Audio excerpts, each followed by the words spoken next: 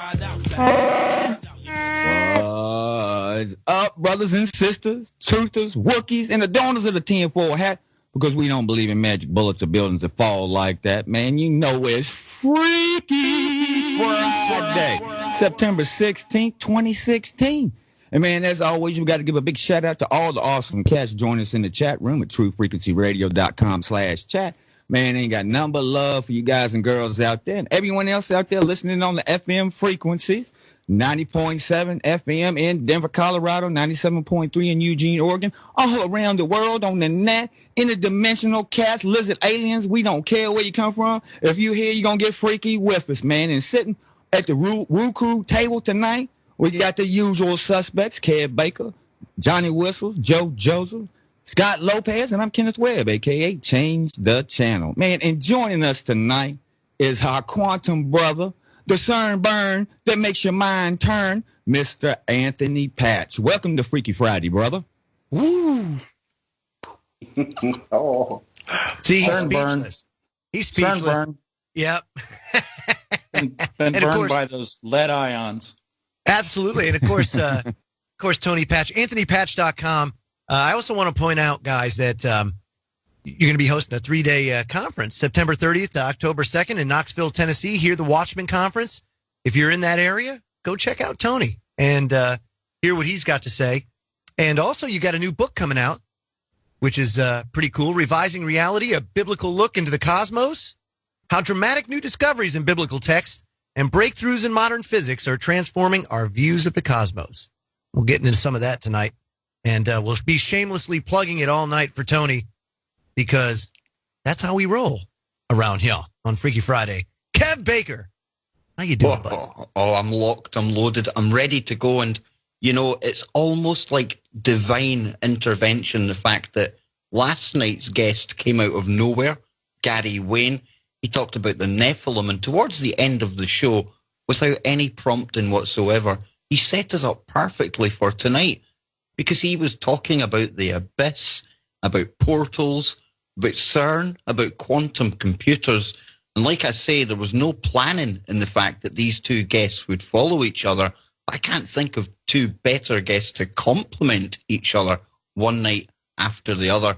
And talking of Gary Wayne, he is going to be on Freaky Friday 2 weeks from tonight.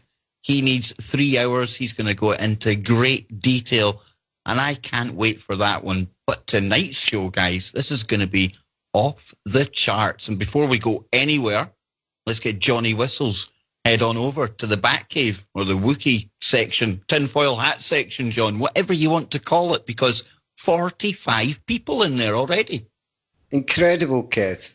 Again, thanks everybody for turning up in numbers. As you say, Kev, 45 in the tinfoil hat area. And let's start with our 3 in red. We've got Freeman 8, our brother Joe Joseph, and our sister Lucky. We've got Alex Mendez, Andrew Bison Giorgio. New name in there. We've got Astriana, we've got Ozzy Anzac, Bill Demarest, Calvin Long, we've got Charles Calvo, Che Sun, we've got Marilyn Monroe. Sorry, Marilyn Monroe.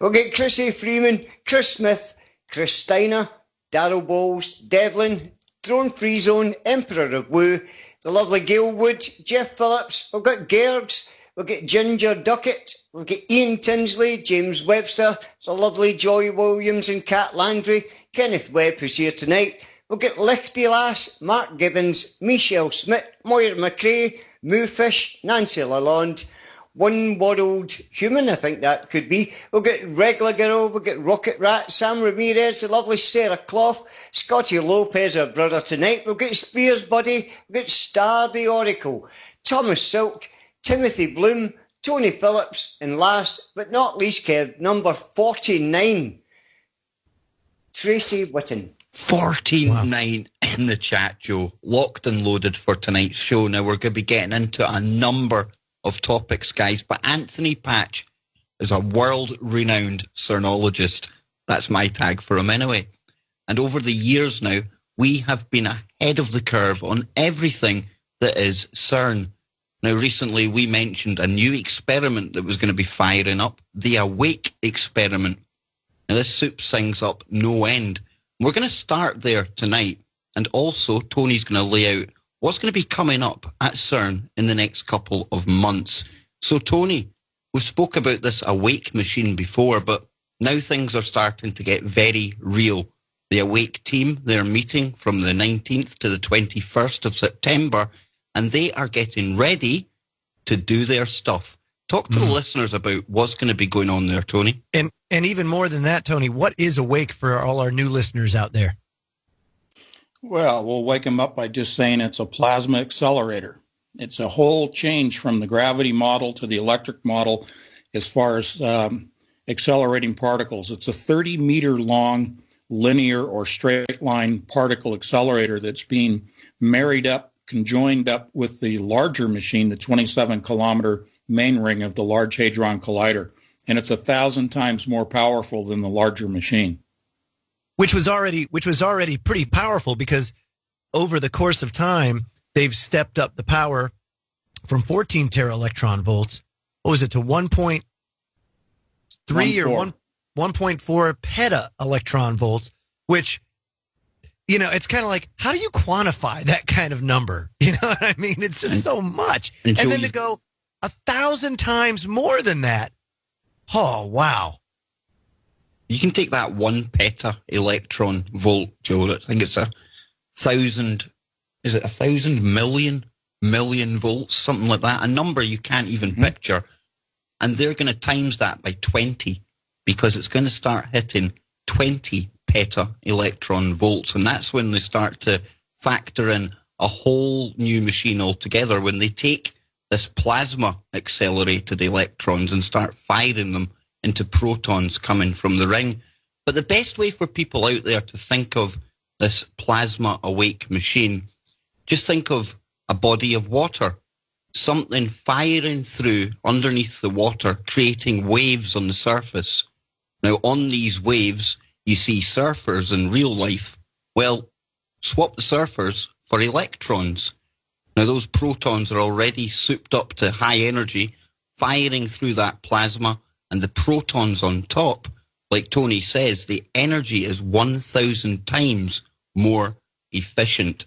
And Tony, it doesn't stop there, because when they fill this with plasma and they start doing this time round, well, that's one thing.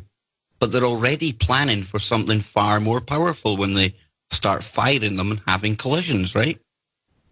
Yeah, the plan on the books is to go to a machine that's 100 times more powerful in terms of using the ring-based particle acceleration as opposed to just a linear. And so just the ring-based themselves, around 2035 is their goal, and that's always subject to change. But they'll change over from the magnets of niobium and titanium to niobium and tin, and that will raise from 8.3 Tesla, where they're now at, as far as the gravity, or I should say they rate it in Tesla as gravity, but it's really electromagnetism of 8.3. To give you some perspective, the Earth is about 0.6 Tesla. They're already operating at 8.3 Tesla. They're going to jump up to between 20 and 30 Tesla with the new machine. Oh, man. So I wonder what kind of havoc that would wreak on the magnetic field of the Earth, because we already know that CERN, in its present form, you know, if there's a coronal mass ejection or a solar flare on its way in, CERN has to shut down the beams because of the disruption to the magnetic field. So I wonder how much of an actual disruption it would be if it's 20 times more than that, you know? Yeah, be significant. I mean, we've talked about how they are going to basically lower the shields, to use a Star Trek phraseology there. The magnetosphere and the magnetopause are the shields from gamma rays and X-rays and accelerated particles from the cosmos and from the sun in particular.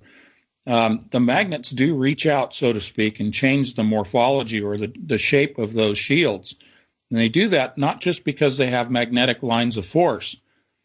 One thing that we haven't talked about really in any depth is the fact that when you accelerate particles through a magnetic field, and that magnetic field holds the particles to a curved pathway, hence the main ring of the collider.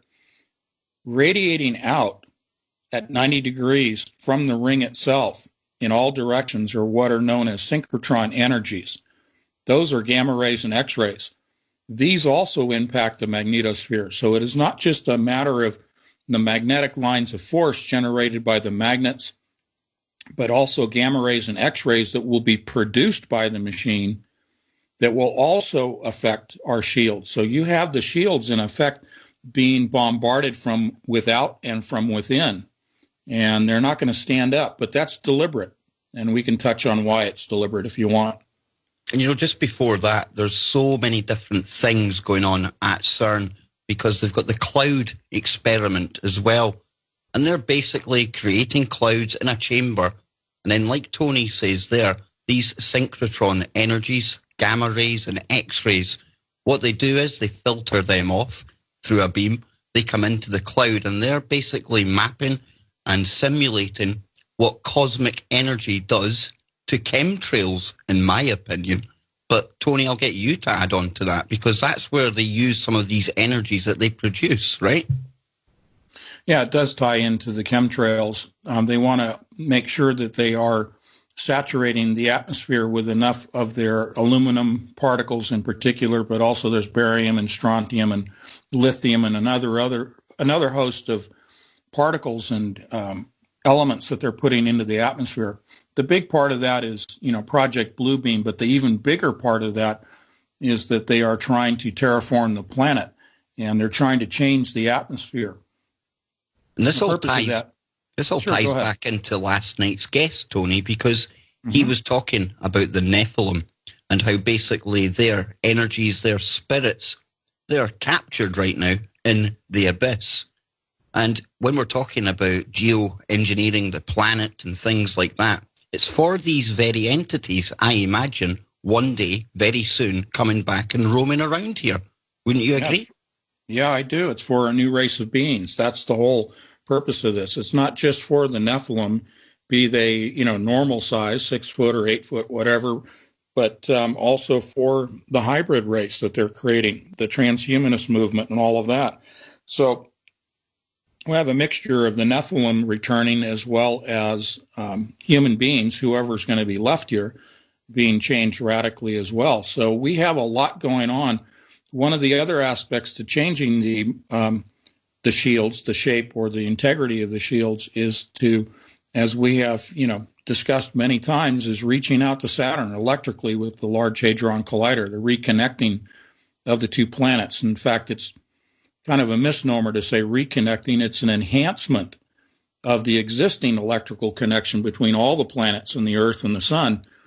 They are enhancing that electrical connection between Saturn and the Earth with the LHC. That's one of the multi-layered agenda items that they're working with. They'll produce toroidal fields and torsion fields with this machine in the production and transmission of Birkeland currents to the southern pole of Saturn. And if you want to get ready for that black cube discussion, you can fit it in here or we can do it later. I've got it right here. And we often talk about the black cube of Saturn. And I know some people out there think it's a bit metaphysical, bit out there, doesn't really hold much relevance. Well, I want you to listen to this next clip. It's just a couple of minutes long and see what you make of this. Well, thank you, guys. I'll just address Doug Hagman as Mr. Hagman to keep it clear. You remember you and I had a conversation, I think you reiterated in our last show, where you had said in a previous show concerning Saturn and the cube residing within it, the black cube of Saturn. And you disclosed to me that you had been in contact with an intelligence agency source who said to you, Doug, in relation to this cube, Doug, you don't know what you're talking about. And you had said, you're right, I don't know what I'm talking about. And his response to that was that everyone at the highest levels in the intelligence communities knows all about the black cube of Saturn and what it means. Now, I'm paraphrasing your words. Do you want to real quickly just kind of throw a comment back to me? Well, yeah, and this was a discussion with somebody within one of the three-letter agencies, and we were talking about just the Luciferian agenda in general, okay, as it applies or in the context of current events. And somehow, I don't know where we took a left turn into the conversation, and we started talking about just about the space and the planets, okay. And I said, it seems to me that like there's a lot of emphasis placed on certain planets over others, but in particular Saturn. And I heard something about Saturn, and I did mention the cube as you referenced, but I went on kind of a different tangent, and that's when he stopped me and says, yeah, you don't know what you're talking about. And I said, yeah, you're exactly right. I don't know. I mean, because I was taken aback by any emphasis whatsoever by anyone in the intelligence venues, any one of them, talking about planets, for crying out loud, as some sort of an indicator or have any relevance to an agenda out there.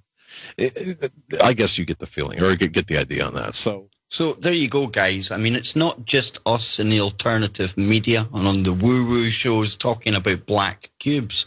This really is highly relevant. Look at Mecca, the big black cobblestone over there, big black cube. Tony, this thing definitely is very, very relevant to those who have this knowledge. It is, and it's their worship of Saturn as the primordial sun. And this goes back to their belief in the mythos of the golden age of Kronos, in which Mars, Earth, and Saturn were conjoined within a plasma envelope and traveled through the cosmos together, and then were entrained by the electromagnetic attraction, not a gravity attraction, of the sun on Saturn, Earth, and Mars, and bringing them into close proximity of Earth itself. And this is reflected, as we often cite, in the research done by the scientists at the Thunderbolts Project. So people can go and look at that for more information. But in a nutshell, the reason they worship Saturn and the cube in particular is because they believe that that is where man started, where man lived in a previous Garden of Eden sort of environment, if you will, the golden age of Kronos being Saturn.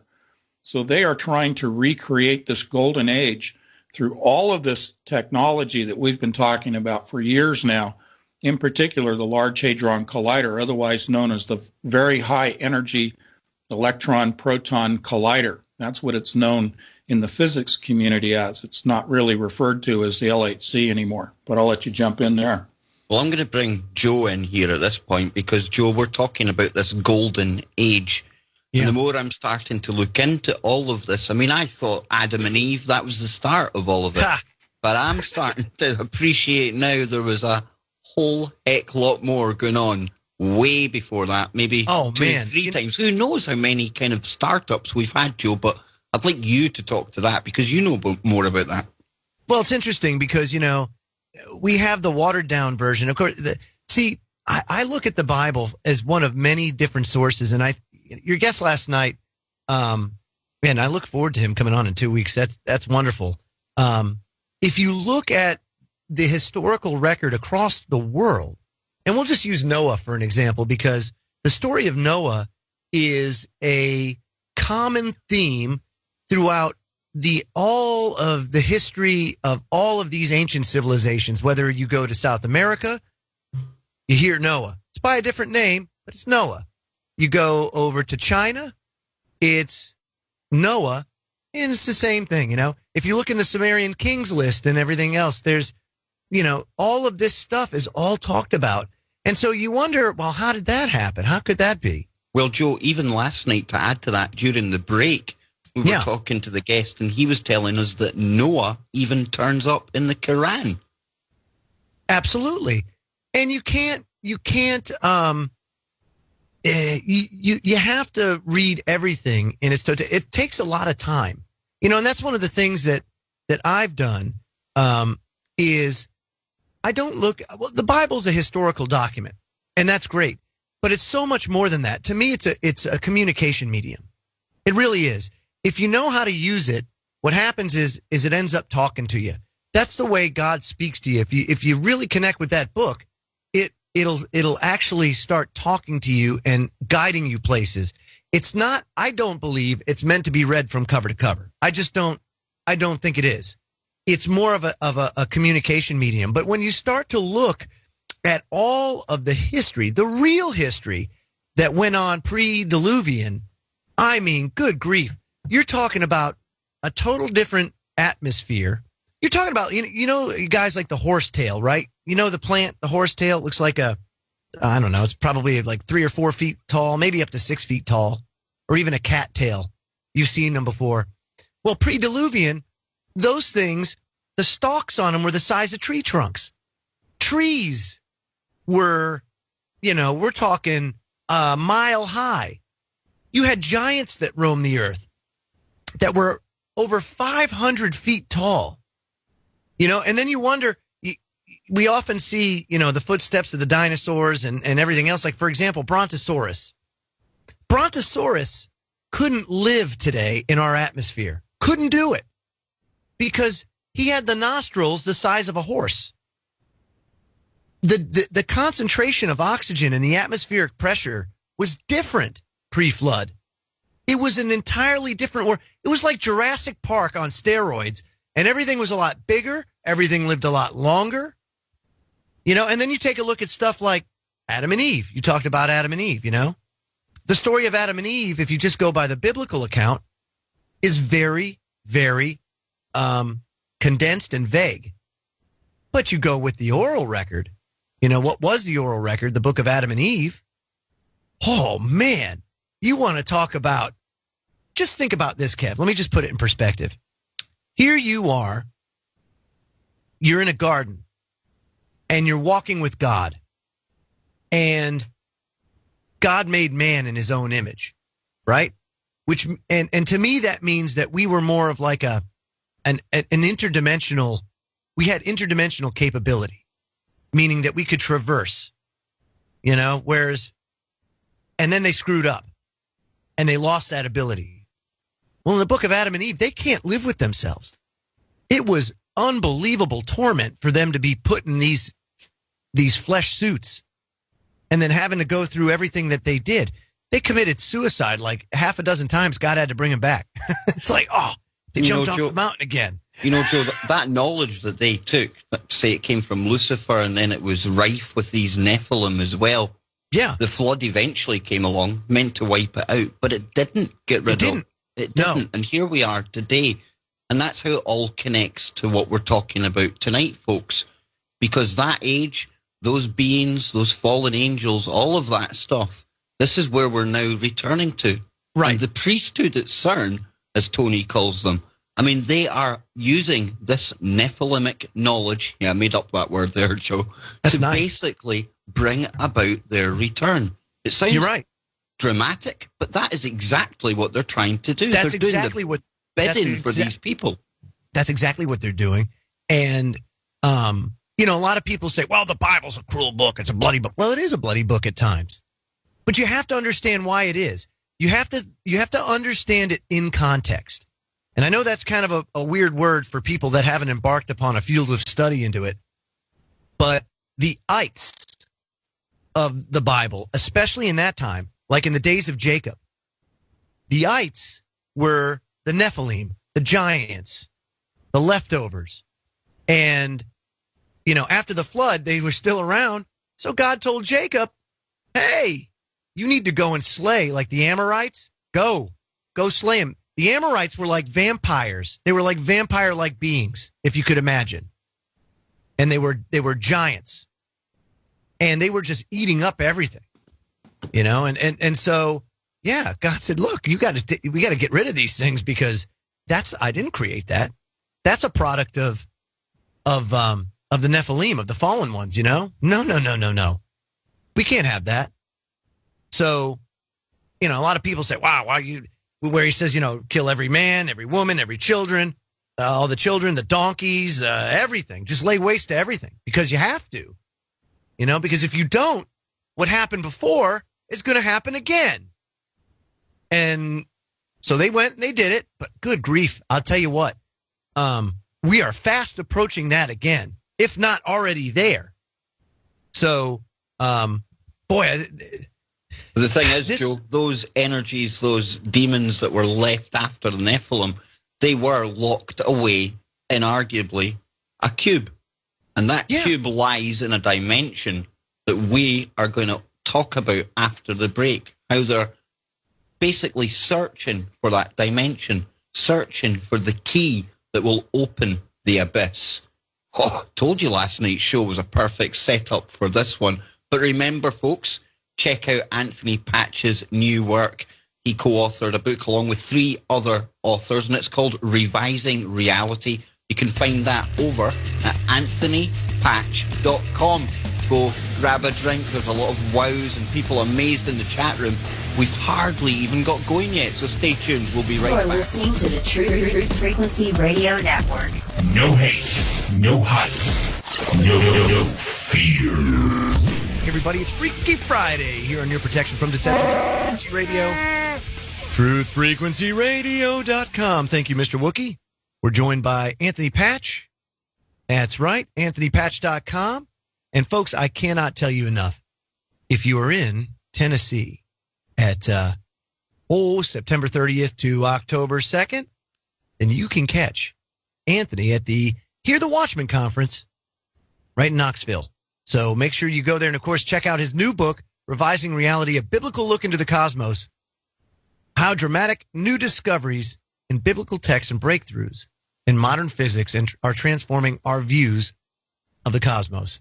So where do we go from here, Uncle Kev? Well, 2 seconds, because I think it might be important for us to share what Ken asked Tony during the break, because I can imagine a lot of the listeners out there have heard a lot about CERN, but how do we actually visualize how powerful a machine this is? Is there any point of reference? So, Ken, if you just even ask Tony what you asked him before, because I think this sums it up, and then we can get into the whole interdimensionality of things.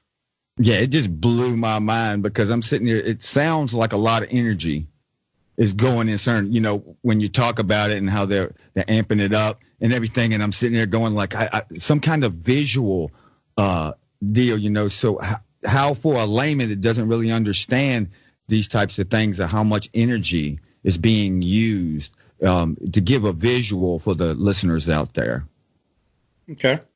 Well, very shortly, and then I'll go into a little more detail. This is rendering nuclear warheads to the level of firecrackers. This is a weapons program. This is the stuff that destroys planets. Star Wars Death Star, if you will. This is a both kinetic energy weapon and also a directed energy weapon to be applied as a weapon. Not initially, but it is. And part of that weapons technology is to be directed at the quantum level to open a portal. But to give you some context, something you can put your head around, the energy actually is a definition of what's called the center of mass of particles. When you accelerate particles to near the speed of light, you're actually increasing their mass. And the reason they can't accelerate past the speed of light is because then they would spontaneously convert to energy. So you bring these particles up to near the speed of light, you increase their energy and their mass as you do that, to the point where these billions and billions of particles, I sound like Carl Sagan, but billions of particles essentially are forming up into a solid stream.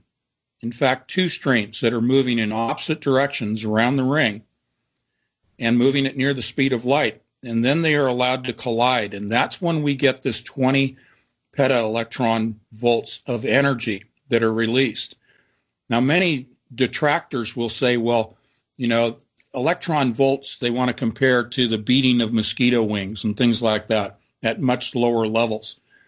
What they're missing the point here is we are talking about billions and billions of particles colliding, hundreds and hundreds of thousands, even into the millions. And at this point of 20 electron volts, peta-electron volts, we're talking about billions of collisions per second, billions of particles per second colliding. The multiplication factor is what I want to stress here. You may have 20 peta-electron volts in one particle and may not amount to much. But if you multiply that by factors of billions, now the energy that's being released is significant. And that also is affecting the planet when they do that. And when they do this, it will be used at a directed point in the north field within the center point of the ring. And that will be the power level that will be used in their parlance to break through the Higgs field. Now, that's only a theoretical field. What they're really doing is breaking the bonds, the nuclear bonds that hold gluons. That's the force to hold quarks together in the strangelets. Again, it's hard to wrap our heads around because we've not actually experienced 20 peta-electron volts being concentrated in one spot before. And that's the point. The point being that's the level of energy it takes to break through the barrier into one or more dimensions. And we're going to get into that in just a second. But just realize that this machine is more powerful than any hydrogen bomb that has ever been released on this planet. And that's before we even get into the strangelet production. But, you know, for people out there, if you picture two particle cannons just facing each other, and then you can think of both of them firing, one collision. Only thing is, they're firing that often that it's like two, like Tony says, solid streams. When it's lead on lead, think of two pencil leads just driving into each other, constantly releasing that energy. Yeah, it's hard to do the math. I mean, you'd have to sit down with a calculator and know exactly how many particles are actually going to be collided. But they don't even know at this point. This is the realm. Once we get into 1 peta-electron volts, as they spiked back in October, as we talked about, they, by their own admission from Cern, say this is all new physics. We don't really know what's going to happen. We don't know the characteristics of what is going to happen when the energy is released. But they press on forward, just like at the time of Oppenheimer with the first detonation at Trinity of the first nuclear warhead. They thought it might ignite the universe or ignite the atmosphere. And what ended up happening, it was actually sucking in energy from the plasma that surrounds all of us. And the yield from that first test was far greater than they ever expected from just the simple chain reaction of fissile material. And just to even build on that, because this new machine, the very high energy electron proton collider that we've been talking about, in a paper from Max Planck Institute, they were talking about the fact that they are going to be looking at nonsensical physics. It's going to be so far beyond that standard model, Tony. They're peering into the realms of the unknown. They really are. And this is where we get into talking about dimensions. We get into talking about string theory. If you're going to be talking about opening a portal, well, how many dimensions are we going to be accessing? And it relates over to D-Wave and our conversations about what Geordie Rose has said about accessing parallel dimensions. And we'll throw some numbers around. So if people want to get a notepad out, there's some numbers we're going to be tossing around here in a little bit. Unbelievable. So, you know, Joe, just get this, though. This is the level of thinking that they think the general public, this is what they throw at the general public out of CERN, okay? Because they say here, scientists are searching for the proof of the baffling brain theory, which says a series of two-dimensional universes may be only microscopic distances from ours, and they may be contactable or even act as doorways from one to the other. They're basically saying that CERN right now is on the verge of proving the existence of the fourth and fifth dimension. But we've already heard Geordie Rose talking about 2 to the power of 500 dimensions every time a qubit fires up. So this is the level that they want Joe Blogs to be thinking at. Again, Exactly. hiding the truth. Yeah, keep everybody at base level thinking, but really in reality, you know, and Geordie Rose, of course, the guy behind the D-Wave. The D-Wave, the money behind adiabatic it. quantum computer, right? So here you have a quantum computer that is tunneling, if I remember right, through to different dimensions. And as he says himself, they're getting data back from that. They're using the resources is the politically correct term, but they're basically getting instructions. If you ask me, that seems to be what's happening, you know. And once you open a door, you got to remember that time is a construct that we're trapped in. But when you open this door, that door is always open. It never really closes. You know, maybe to us it will, but once it's open, it's always open. And we're making Swiss cheese out of the veil. If you ask me, I don't know. That just seems to be what's going on. But there's going to be this dimension, or this, like you guys said, the cube, the prison, the bottomless pit that they're going to open, that they're trying to open. And when they do, it's going to be hell on earth. You know? I think the Bible says that. Well, go ahead, Tony. No, go ahead. The Bible says that in those days, it will be unlike any time ever on the face of the earth. That includes the flood. That includes, you know, Nephilim running around and killing each other. That's crazy when you think about it. And it's going to be so bad that men's hearts will fail them out of fear. I mean, just keep that in perspective. And if you can't see this darkness that's enveloping the planet, I mean, I don't know what to tell you. It is dark, and it's getting darker. Isn't that right, Tony? Except at CERN. And a lot of luminosity at CERN. A lot of luminosity. Yeah, very well done. No, you're right. You're right. People often ask me, you know, what's the relevancy to my day-to-day walk in life? And I say, how do you think your life would change if a portal was opened and demonic entities came through and completely changed this planet? Don't you think that would kind of ruin your day?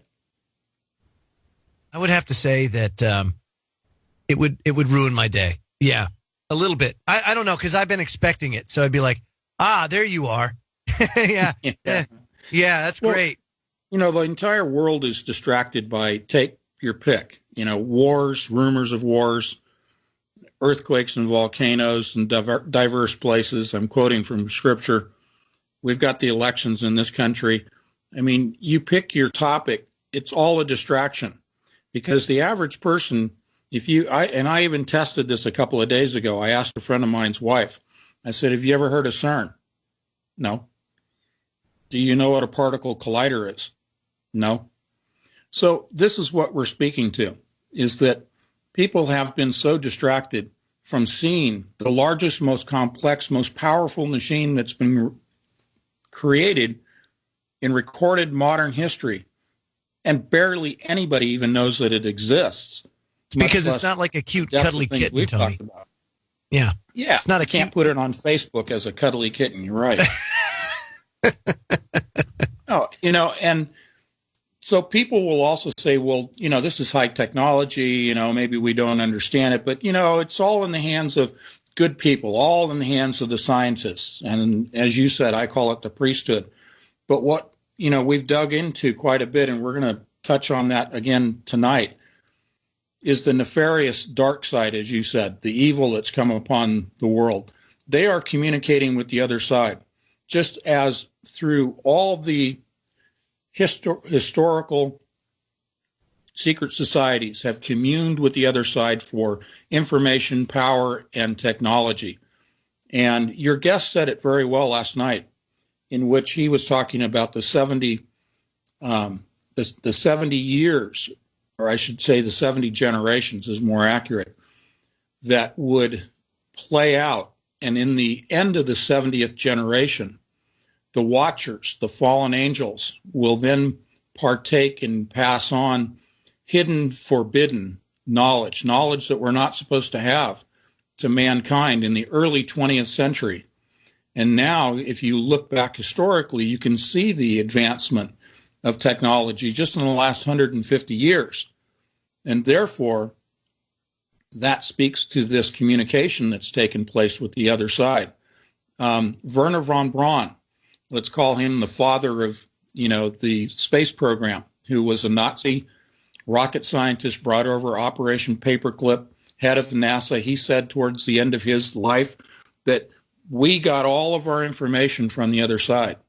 And we can cite many other people through, scientific history who said the same thing, underscoring, and I'll get off my soapbox, the fact that what is driving CERN and the mainstream science in general is the dark side.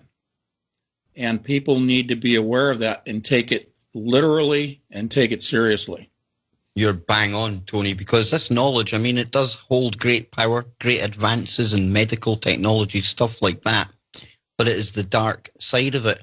And von Braun there, during his time with the Nazis, they were using the Thule Society, who were channeling things from this other realm. And I call them things for a reason, because how can you describe them any other way? But fast forward to today, and we've got Geordie Rose, the money man behind D-Wave, and Easy Eric, as I call him. I can never remember. Did you just call him Easy Eric? Easy Eric, the actual brains behind the D-Wave. They literally now, they don't need to channel because they stand at the altar to the alien god. Not my words. Yes, they're obelisk. Yeah. Why would a scientist, why would a money man talk about the pulse dilution refrigerators that supercool this cube enclosed? Okay, here's the cube again. Cube enclosed quantum computer, in which he says it sounds eerily like a heartbeat, and then follows that very quickly with, it feels like an altar to an alien god. Yeah. Now, who talks about alien gods in the world of supercomputing? I don't see anybody at Cornell or NYU talking about alien gods. So these guys don't care anymore about hiding, occulting what they're doing. They're openly talking about accessing parallel universes. And this is where we'll kind of get into some of the numbers. Geordie Rose said that the Model 512, which is now several years old, the Model 512, he said they're accessing 2 to the 500th power of parallel universes through that chip. That's the quantum tunneling access that you were talking about, Joe. Now, I think he was a little misleading in his mathematics, because I've really taken a hard look at the numbers and really what he should have been saying. Let me grab my notes here real quick. 2 seconds, Tony. I've actually got it here, I think. Is it the power of 2 table you're after? Yeah, I got it right here. Go ahead, throw it out there. No, you've got it there. I'll throw it into the chat room. But basically, Geordie Rose was lying. We think he was lying, don't we, Tony? Because he was saying 2 to the power of 500. But when I share this in the chat room, we think it may be 2 to the power of 9, 2 to the power of 10. There you go. Yep, the power of 2 to the 9th power. And the reason I do that is, I look at the mathematics that are involved, and part of that is to look at the power of the multiplication table, the power of 2s. So what I'm going to illustrate for you here are the powers of 2 and the corresponding number that equals. And those corresponding numbers equal and identify the exact model numbers of the computers historically in progression built by D-Wave Corporation. And that's why I'm saying that he was deliberately misleading people when he was citing 2 to the 500th power for the Model 512. He should have been citing 2 to the 9th power. That equals 512. So starting at the beginning, 2 to the 7th power equals 128. That was the first publicly released machine for purchase by D-Wave. 2 to the 8th power is 256, but that was never released. 2 to the 9th, as I said, is the Model 512. 2 to the 10th is 1024. That was released in February of last year. Unreleased numbers are what I'm going to give you next. 2 to the 11th power is 2048. 2 to the 12th power is 4096. And 4096 is what we're going to focus on this evening as the number. These are 2 to the 12th parallel dimensions that they're accessing with the model 4096. 4096 is the number of qubits that are used as processors within this adiabatic quantum computer. Go ahead.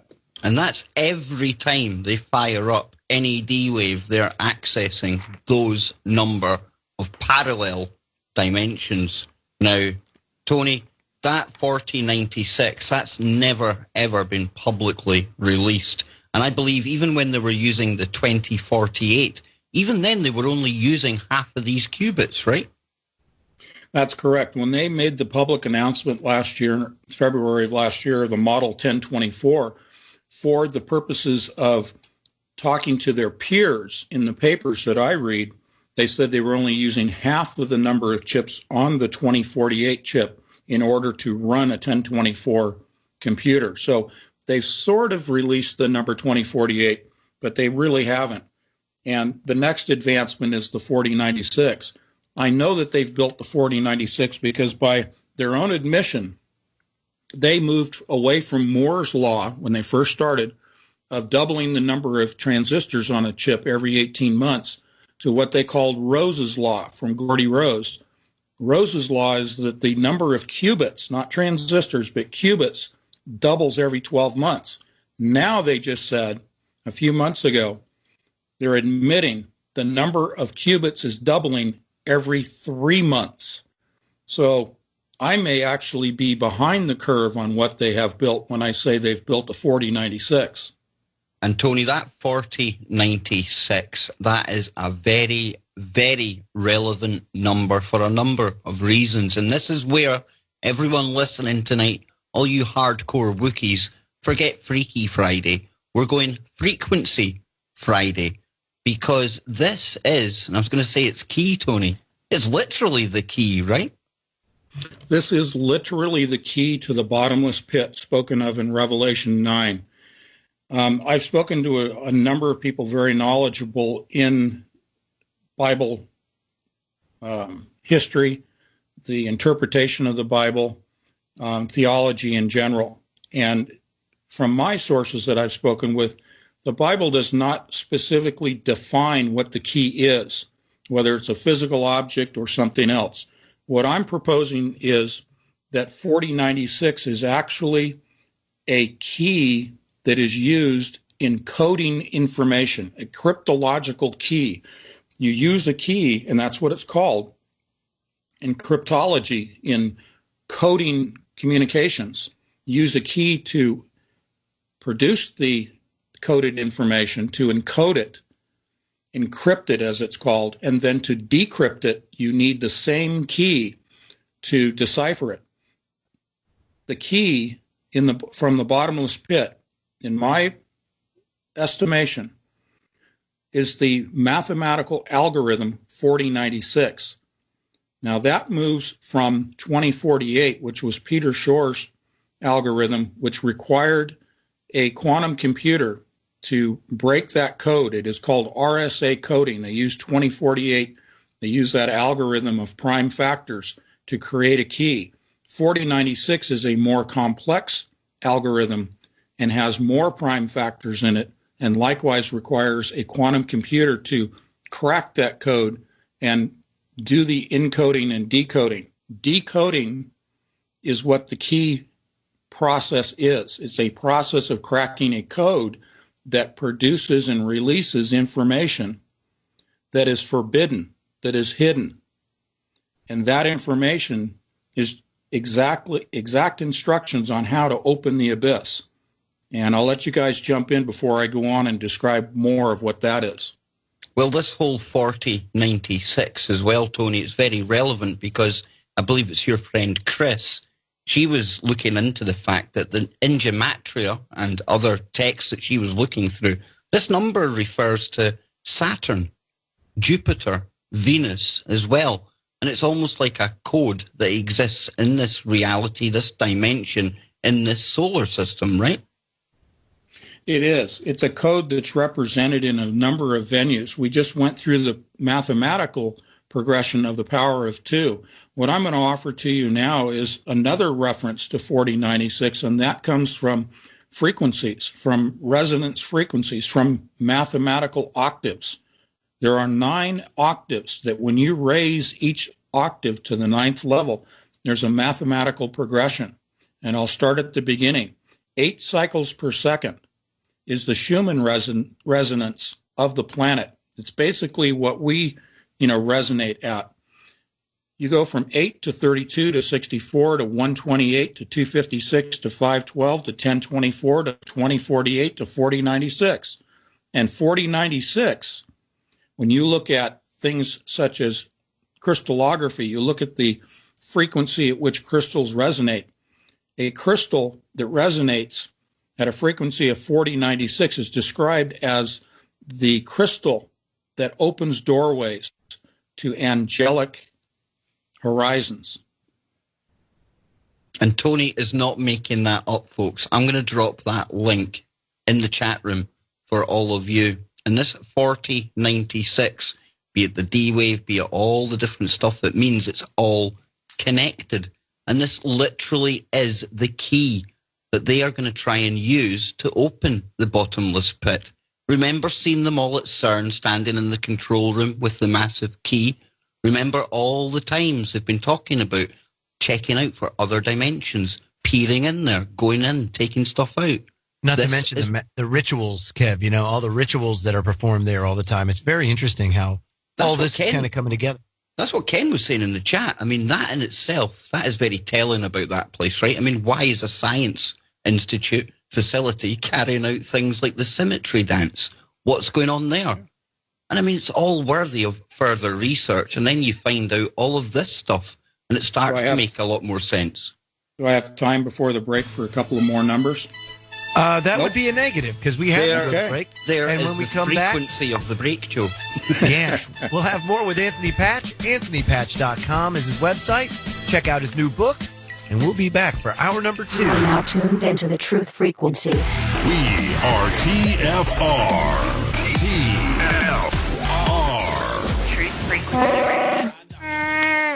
Welcome back, ladies and gentlemen. You're tuned into hour number 2 of Frequency Friday right here on the Truth Frequency Radio Network. Tonight, our very special guest is our quantum brother, Anthony Patch. Now, you can find his work over at anthonypatch.com, and he's just released a new book, Revising Reality. Go and check that out. Don't forget, coming right up after this show is Chris and Cherie Geo, and they will take you beyond the veil for 3 hours straight after Freaky Friday.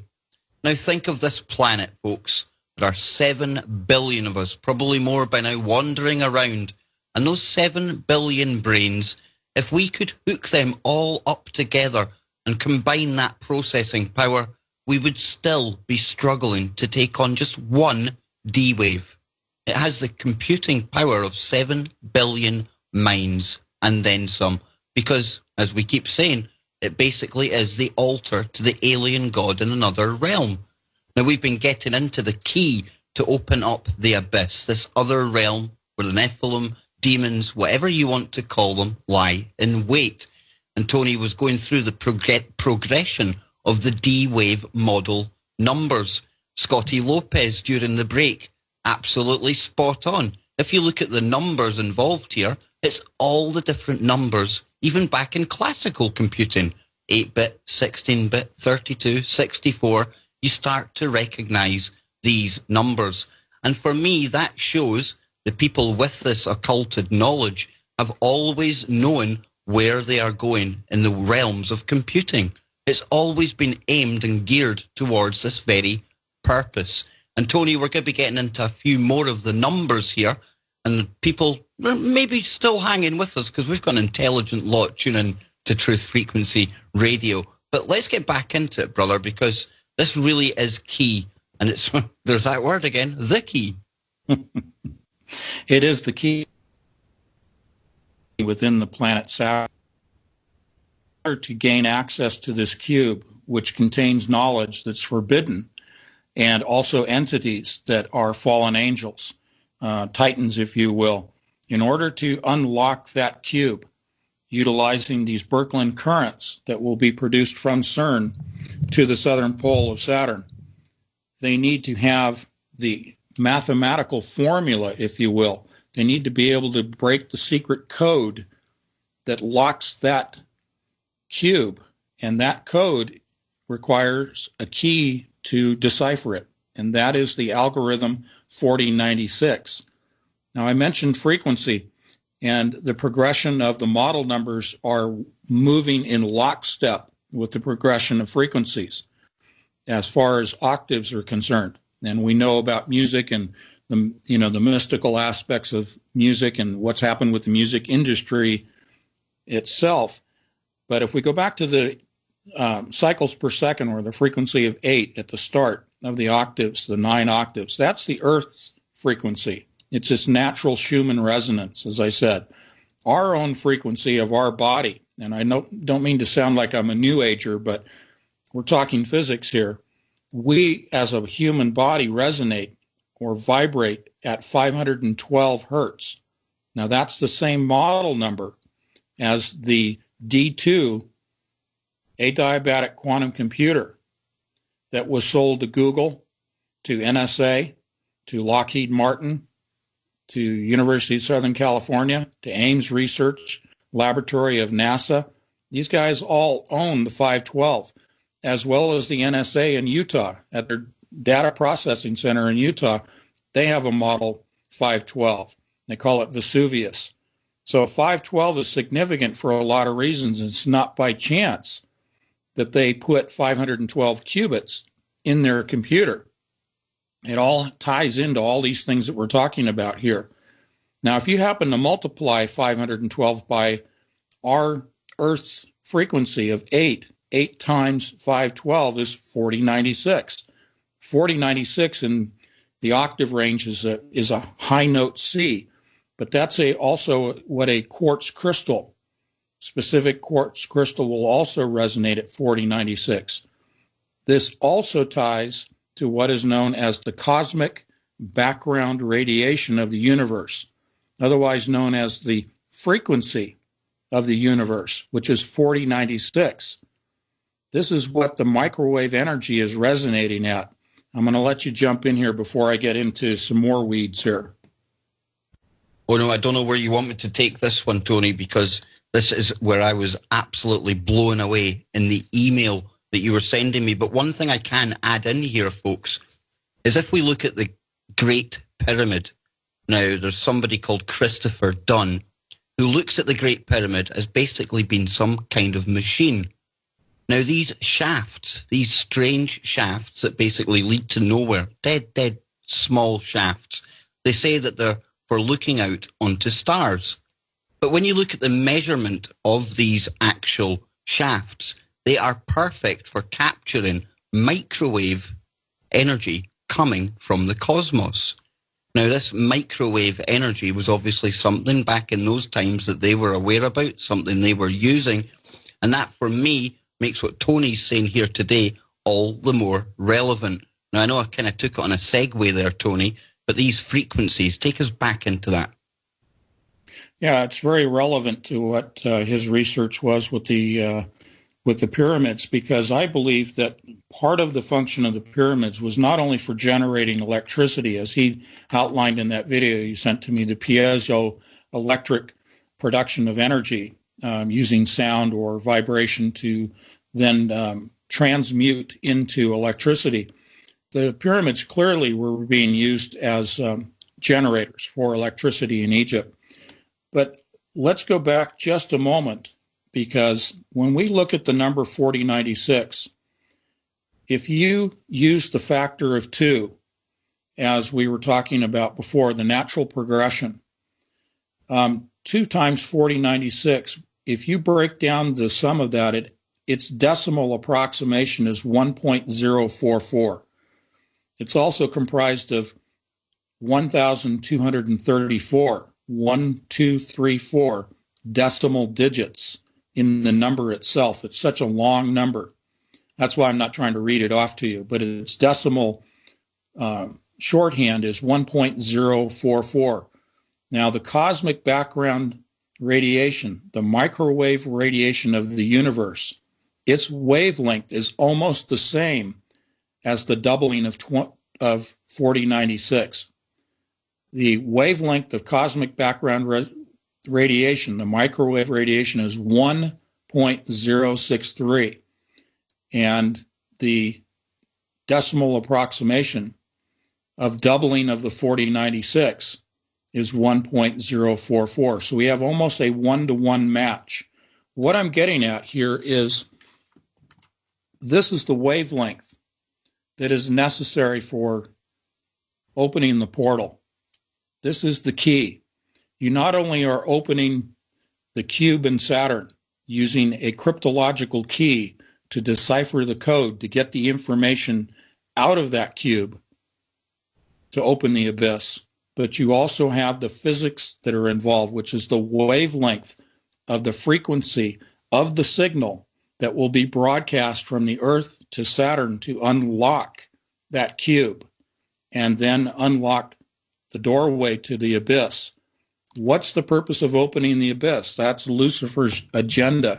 He believes he can kill God. So I'm going to stop there before we get too deep in that one. And it's not even just this wavelength, folks, because we have to factor in what we've been talking about with CERN and these huge astronomical powers that it's given off. Because when we're talking about that 20 peta-electron volts, when they eventually start to fire up the very high energy electron-proton collider, that is the energy required to push that wavelength through.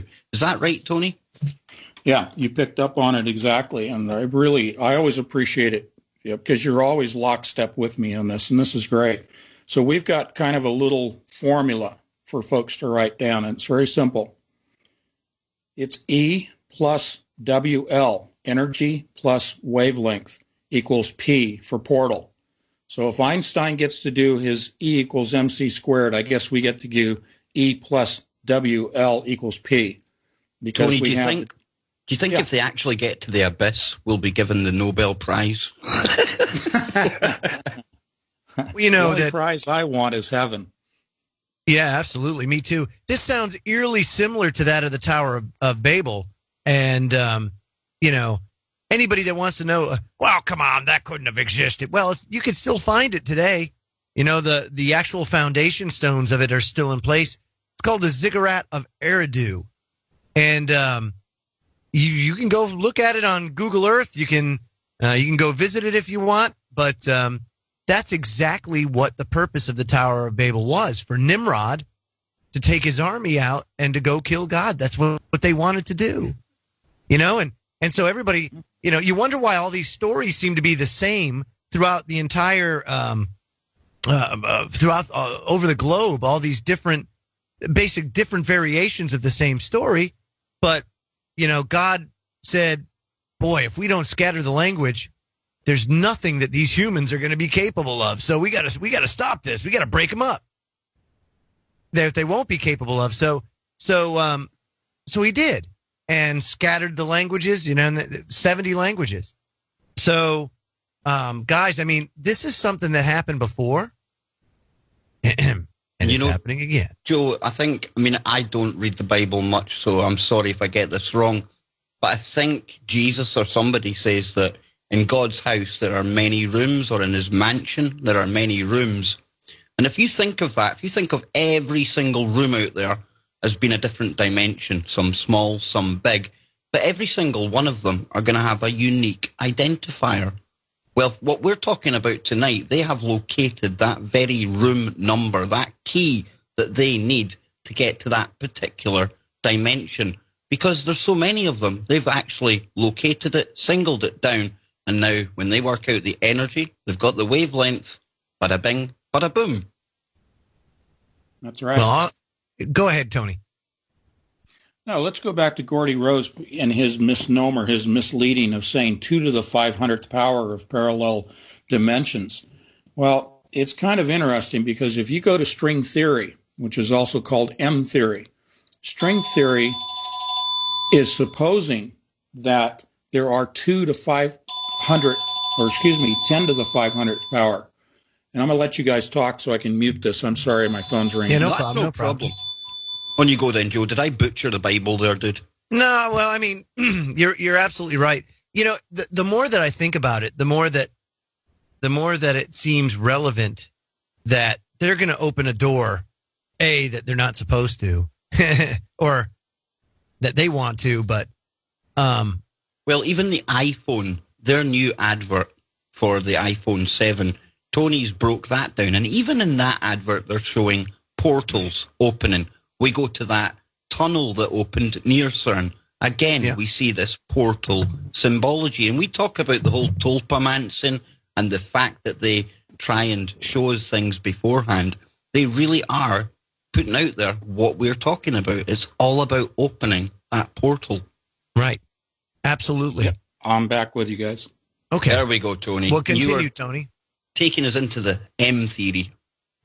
Yeah, I think what Gordy Rose was trying to refer to was that he believes in string theory, or was trying to reinforce in mainstream science the paradigm, the dogma that they adhere to is string theory. And you're right. You're talking about the many mansions. You're talking about, the many rooms. And that's one of the analogies that's used, saying that there are 10 to the 500th power of these rooms or parallel dimensions. And some people describe them as bubbles. So it really doesn't matter because it's theoretical. It's never been experimentally measured and reproduced. So again, like dark matter, dark energy, black holes, all of these things that science wants to mislead the public and keep them, hidden away from the true knowledge of the science that they're employing. I think that Gordy Rose was misleading people by trying to say that he believes in the string theory, and he knows full well that string theory is just a theory and nothing more than that. And so he throws a number out to reinforce that. You got to understand the mindset in the scientific community that if you step outside the paradigm of string theory, you could lose your career. So that's part of what the interplay that's going on behind the scenes that I just wanted to share with people. And Alex in the chat room, Joe, he's saying, could this universe, this parallel dimension, I believe, saying, be one of these rooms? And if we think of multi-dimensional reality as being different rooms in a hotel, then this is one room amongst any, Joe, right? No, absolutely. It most certainly isn't like as far as we know, you know what I mean? The thing is that it's all theoretical. And Tony, you made a great point in that science isn't really science anymore. It's dogma is what it is. It much like organized religion. You have them both. They both kind of butt heads, but that was never really the intention. Science and spirituality or religion actually complement one another if it's done right. But that's not what happens. Instead, they're pitted against one another. And then you have competing dogmas or competing doctrines of men. On one side, you got science.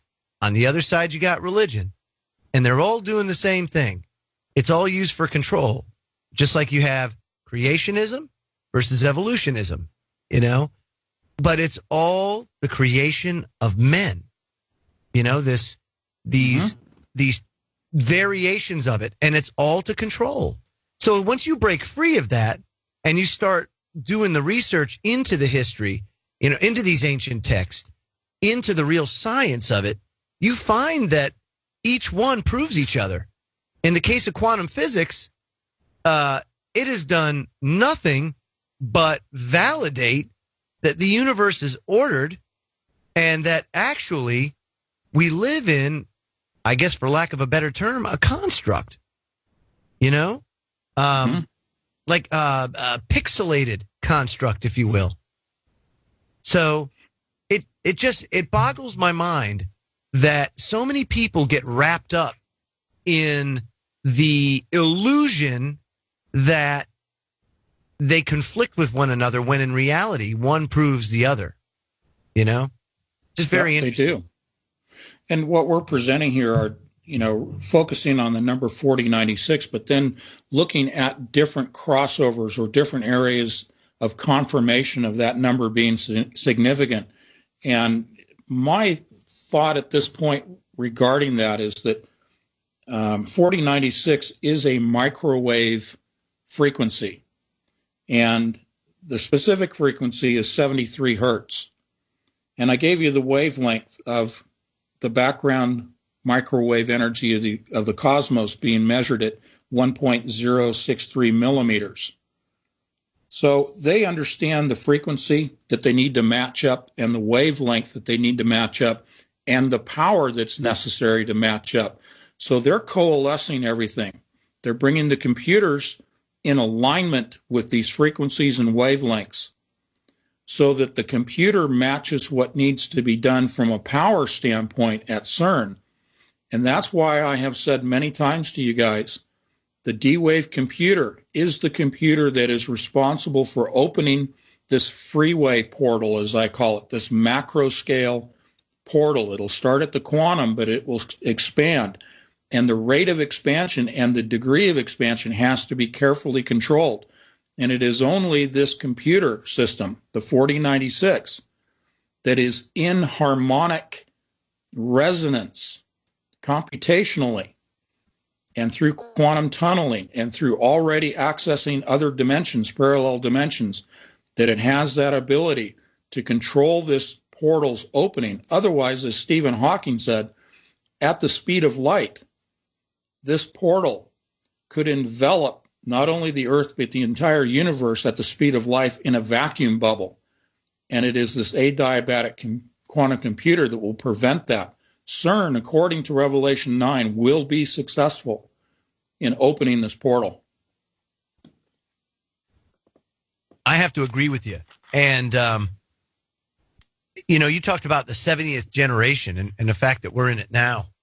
Mm-hmm. Not to deviate too much off the subject, but, another interesting prophecy that kind of goes in parallel with this is the prophecy of the popes. And we're on the last one, too, at that point in time. You've got all of these just little tidbits of information, and they're all converging at the same point. Yes, they are. At this point in time, and that's why it's so important.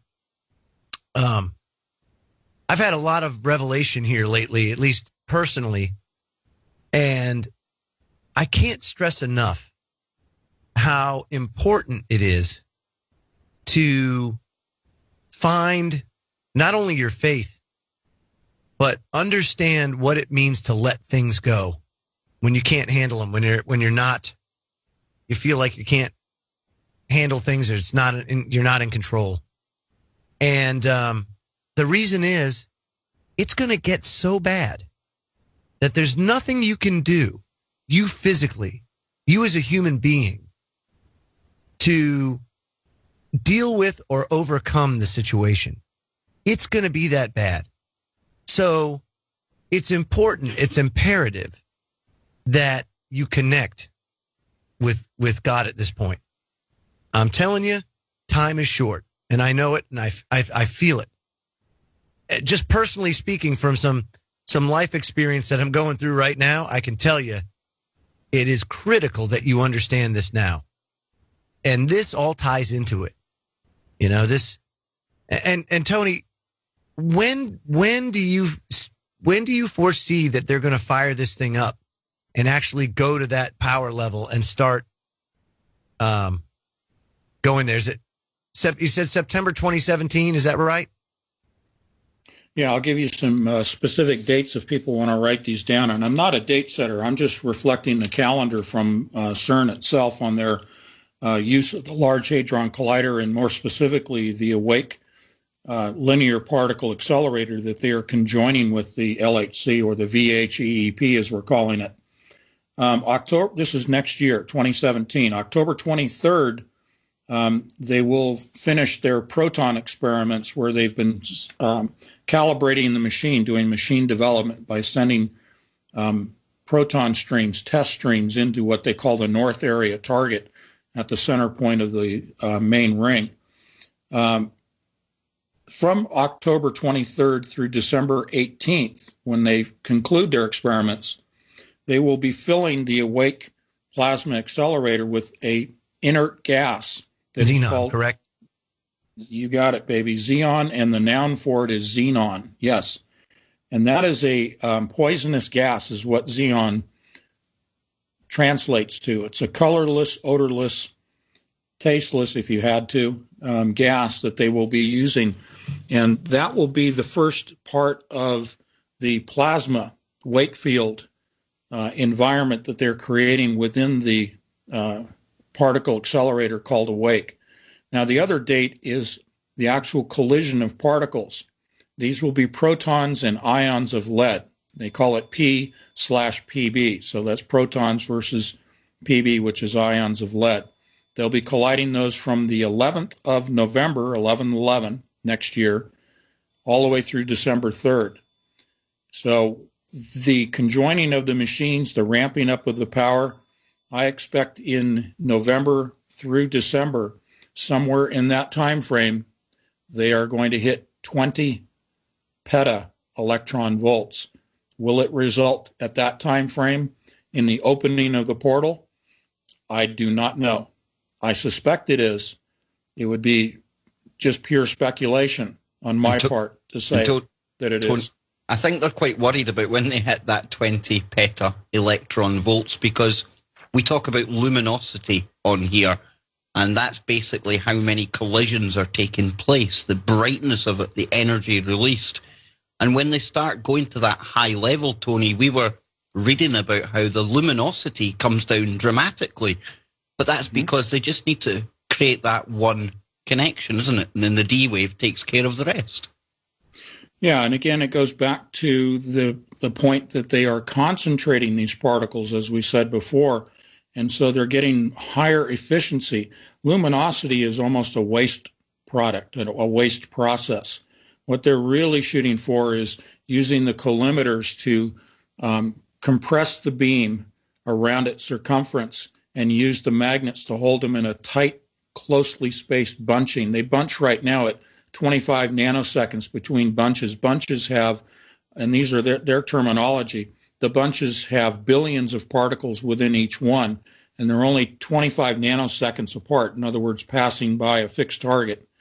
They're almost already solid, as we talked about. And what I'm trying to say here is that they're compressing these down so that they can get a much more efficient energy release and have very little wasted energy in the form of luminosity. Starting to get it now, Joe. I'm going to go pick up my brain. I'll be right back. Excuse me. But you know, these actual plasma accelerators, I mean, I'm a geek. They're actually pretty cool as well. Yeah, because no, I want one. This means we could get like accelerators into labs, into doctors' surgeries, all the benefits that could come from that. Again, It's that whole duality, isn't it?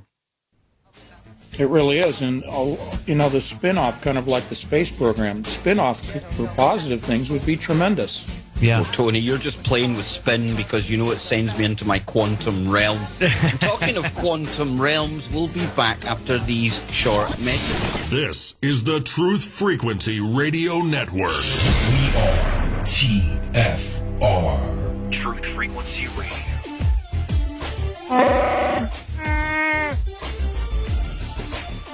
There he is, the Wookiee, and that noise means we are back live on Freaky Friday, right here on the Truth Frequency Radio Network. I'm one of the Woo crew, Kev Baker.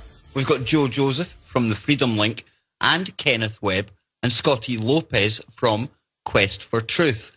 Don't forget, after this show, Chris and Cherie Geo will take you beyond the veil. So there's no reason to go anywhere. Or as Whistle says, dinny touch that dial. Now I'm going to go totally off on a tangent here, but you listeners are going to love this. Because, Tony, I heard you speaking on one of the various interviews you've done about the times of Moses and when he received the commandments. Now, we picture all of this happening up atop a hill, lots of stonework and stuff like that going on. But you threw out a totally new idea that was absolutely breathtaking. Do you want to talk about that, Tony? Holograms. You knew where I was going. Oh, this is really? amazing. Yeah, it appears that the Ten Commandments were actually the letters and the numbers, of course, inscribed on the stone tablets were holographic projections, and that when Moses held them up and turned them about to show the flock, to show the crowd, that the letters and numbers actually hovered in the air above the surface of the tablets themselves. And once he threw the tablets on the ground and broke them, suspended in the air were the same letters and numbers until the hologram finally ceased. What do you think about that idea? Wow. That's pretty interesting. First of all, for anybody that that's listening, if you don't believe in, Moses going up the mountain to Mount Sinai and doing all that, they found Mount Sinai. They know where it is. It's in Saudi Arabia. Saudi Arabia fenced it off. Down at the bottom of Mount Sinai, the altar's still there where the golden calf was. It's all there. A great place to go check it out is WyattMuseum.com, WYATT. That's the work of Ron Wyatt. Now, Ron Wyatt, a lot of people like to poo-poo his work, but, and I say this with a resounding but, he's found some amazing stuff that's been verified. For example, he found where the Red Sea crossing was because, and it's very telling because when you go to this place, why, there's chariots all down the bottom of the Red Sea floor. There was actually a land bridge that went across, and when the waters receded, of course, the Israelites went across, and then here come the chariots and the Egyptians, and then the waters came back on them. And the way that they verified that is they actually found Pharaoh's chariot at the bottom of the Red Sea, right where it was, because Pharaoh was the only one that had a 3-spoked gold chariot wheel. That was a 3. I think it was a 3-spoke, 3 or 4-spoke. But it was unique to Pharaoh, and they found it at the bottom of the sea using some, and it was gold. So, I mean, whose it was. So all of these things, everybody says, well, I need this evidence, this tangible evidence. It's there, But isn't that interesting, Tony, how you brought up like the hologram?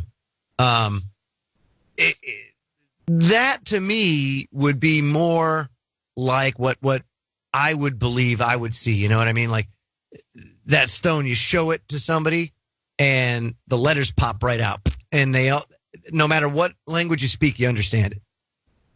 Yeah. I mean, you talk about signs and wonders and supernatural events and occurrences taking place. I mean, this is nothing for God to do that. That's child's play.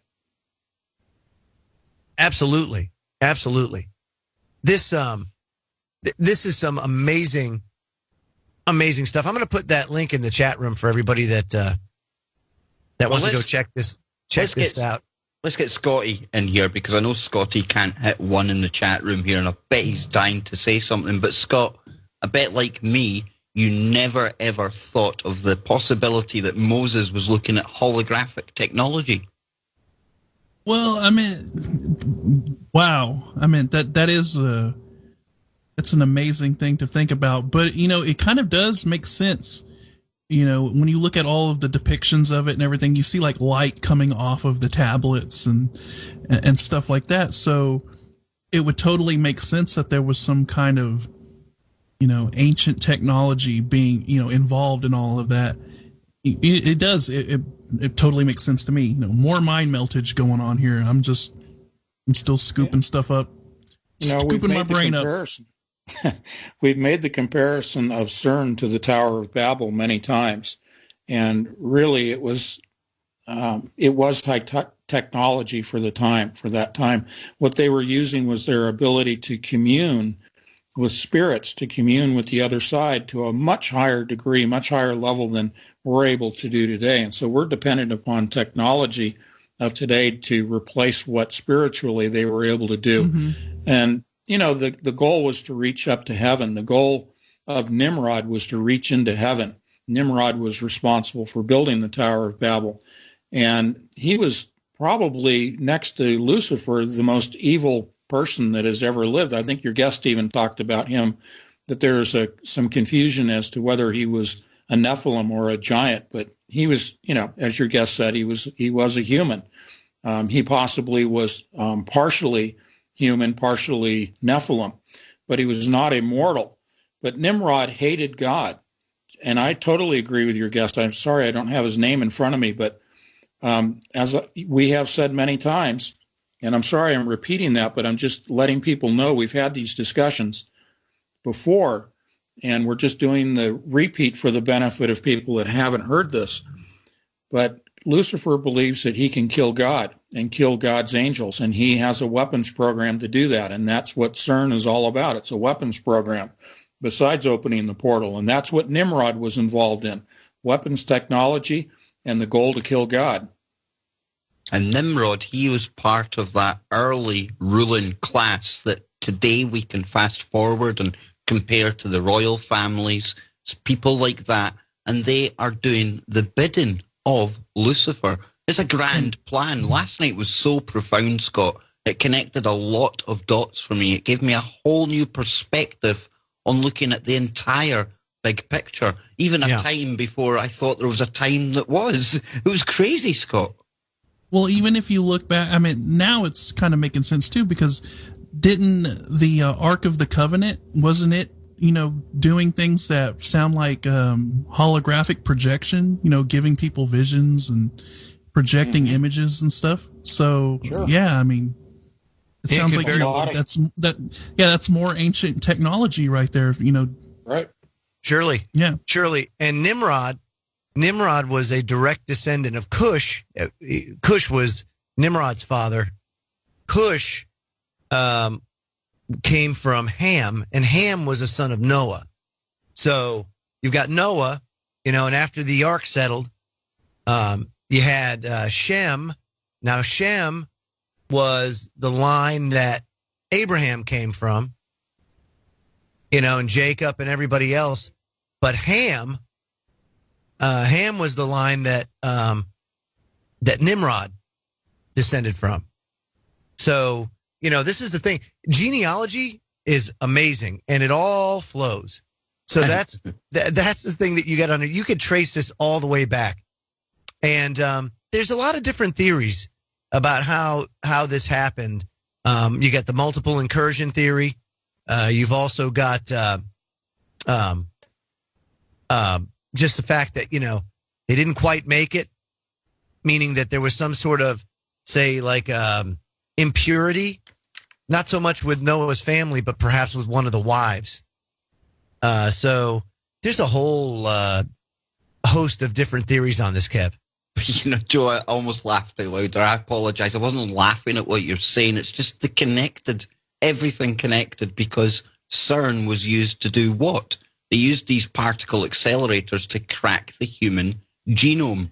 And I still have a strong suspicion that this whole drive to get all of our DNA off us, send in your DNA profiles, stuff like that, find out your genealogy, I think they're looking for some kind of genetic marker that obviously a lot or some of us have. Whether it makes us special in some way, I don't know, but it in itself sounds like be X-Files. Like some kind of key, Joe, or possibly they're wanting to see if they've altered the DNA enough, turning us into this new race, this new man that they're determined to make us. You remember that, what was it? Was the last episode of X-Files, I think, where they had to have the genetic marker in order to survive? Mm-hmm. I think we're getting to that point, It just seems to me that you've got that going on. You got the work of Dr. Craig Ventnor, who, for lack of a better term, can take anybody's DNA and recreate you at this point, or at least a shell of you. You open up this pit, and now these beings can inhabit these bodies, and who knows if they've got them stored away somewhere, So, I mean, the technology that exists is so much farther advanced than what we're told. But hey, as long as you've got your Samsung Galaxy 7, why, everything is going to be okay. And of course, your iPod 7. And of course, Tony, you cover a lot of this with your co-authors in revising reality. I mean, it's got to the stage now where they don't even have to use us as shells for these entities because they can create entirely synthetic beings. And just the other day we were covering how they've managed to produce egg cells and then gone to have embryos out of cells that didn't start off being egg cells at all. This is totally Frankenlife we're talking about. So if you'd like to even start telling us about revising reality and the work you've done with your co-authors, that'd be absolutely fantastic. Yeah, I appreciate that. We're limited by time, and we try to be as brief and maintain the focus of the audience on our subjects. So what I've done is collaborate with 3 other authors. Douglas Woodward, who's a university professor. He's our editor-in-chief and publisher, if you will. Gon Shimura from Face Like the Sun, and Josh Peck. And each of us have our own areas of research, but what we're really doing is this gives us a platform and an opportunity to go into the real details of what we just hit the highlights of when we're conducting these interviews. Even 3 hours isn't enough to really get into the depth of what we're covering in this book. So I really encourage people that if you have an interest in the things that we talk about and you'd like more information, the book's only going to be $21.95 to order. It's not an expensive book. It's 360 pages, and we cover, just in the major topics, the major headlines, at least 8 different areas, but we break it down into about, I want to say, probably 30 different chapter items that we get into the weeds on.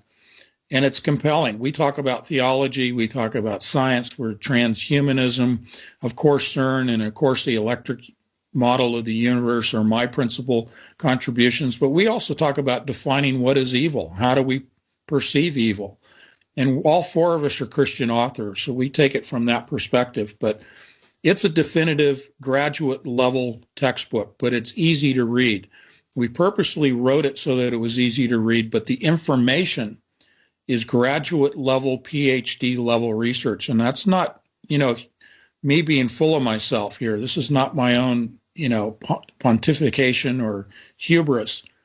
Because of Douglas Woodward's guidance as a professor, we were able to raise the bar as to providing the evidence, providing the footnotes, providing the detailed information to substantiate what are not necessarily just claims, nor just reflections of history, but really applying it to today so that people understand the impact of what has happened to our reality because of science. The priesthood of science has hidden their processes within science from mainstream people, and they are constantly changing our reality.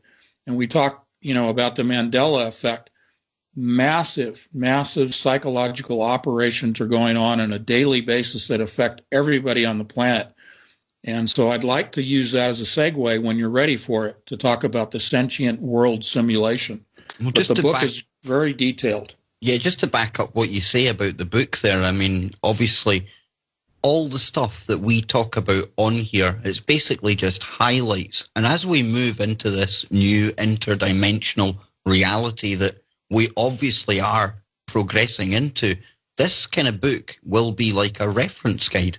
You'll be able to go there, and it's going to actually stand the test of time, I think, because the topics in that, just like Tony's proved on my show and Freaky Friday before, they're well ahead of the curve. And even some of the information that you guys out there listening to tonight, this is university level, and I know that because when I go and try and catch Tony out and try and trick him and see if he's really right, I have to go to places like Stanford and all these big highfalutin facilities and listen to really dry and boring presentations. But here they are teaching the best and brightest out there the exact same stuff as Tony's telling me way in advance. So if you're hanging with us and actually staying along with us tonight on these topics, give yourselves a big pat on the back, because this really is university level stuff. Now then, the sentient world system, here we go, or the simulation. Now, Tony, this is a realm, a dimension where we exist. Absolutely a carbon, well, not a carbon copy, a digital copy of each and every one of us. We're the carbon copy. It's the digital full copy. And, you know. Nice save, my exactly, friend. Definitely, yeah.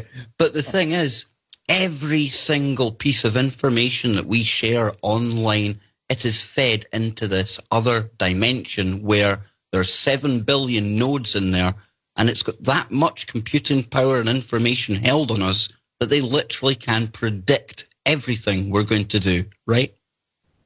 That's right. You know, we talked about model numbers with D-Wave's computers. The 1024 is the one that D-Wave themselves references as having the equivalent processing power of 7 billion human brains. And understand that a human brain processes at any given moment about 1 petaflop of data. I mean, that's just an extraordinary number. Anyway, moving on from the 1024 to the 2048 and now the 4096, we're well beyond the capability or the processing equivalency of 7 billion human brains. I haven't done the math yet. I think you've triggered a thought for me is to sit down and do the mathematics and determine what's the equivalency now at the 4096 level. But with that said, this is the computer system that is responsible for operating a worldwide simulation. This comes out of Purdue University. I shared with you the draft white paper that was produced out of Purdue in 2006, in which they were proposing the building of a worldwide simulation called the Sentient World Simulation, SWS, and you can Google that. It's no big secret. It's been running now actively since 2007. The entire planet, not just all the humans, but the entire planet is represented in a virtual matrix now, virtual environment. Every person is represented as a node, and every person is given an avatar. Now, this is right out of the university paper, so I'm not making this up. In order to run this system, you had to have a quantum computer such as we've described this evening. And therefore, now everything real-time, 24/7, 365, everything is being monitored, everything is being tracked, every person and every piece of information. And this is responsible for things like the Mandela effect, which is as we had covered before, what I call quantum pollution. This is bleeding over through the D-Wave computers from the multiple parallel dimensions, information into our environment. We're already seeing the environment being changed. But more importantly, as I said, we are being played. This is a game. This is a psychological operation, and there are multiple psyops that are being run on us every single day. So when people ask the question, does this have any relevancy to me when I get out of bed every morning and go to work? Yes, because it's affecting your mind. I'll stop there. Well, Joe, you were the one that first led me to this whole sentient world simulation. And just before the show, and we've played it on Freaky Friday last week and on the Kev Baker show, we were listening to Elon Musk, and he was basically saying what Tony said there in different wording. He said that basically right now we are already cyborgs, albeit in a digital way. And that's exactly what he's talking about here, right? I think so. I think it'd be relevant right now to play that clip again, just to show how crazy these people are. You know what I mean? There's this is not smart. We'll put it that way. You mind if I play that clip, Kev? Because I was blown away by it. And I don't think that we can't stress this enough. We are really on the precipice of destruction. I really, truly think so. Here you go. Something that I think is going to be quite important, and there's not. I don't know of a company that's working on it seriously. Is a neural lace. So going back to the AI situation, Like, this is quite an important debate. Like, if you assume any rate of advancement in AI, we will be left behind by a lot. And so then we could be in, benign, but even the benign situation, if you have if you have ultra intelligent AI, we would be, so far below them in intelligence that it would be like, a pet, basically. Pet, that's what I was thinking. Like a pet. Cat. Like a cat. It'd be Elon like the a house cat. Yeah, it would be like the house cat. Right. It's not the end of the world, Well, sort of pet. I've seen the movie. It could be. Yeah. It could be. Honestly, that would be the benign scenario. Mm-hmm. So house cat is okay. I mean, I don't love the idea of being a house cat. Okay. But so what's the solution? Yeah. So I think I think it's to essentially.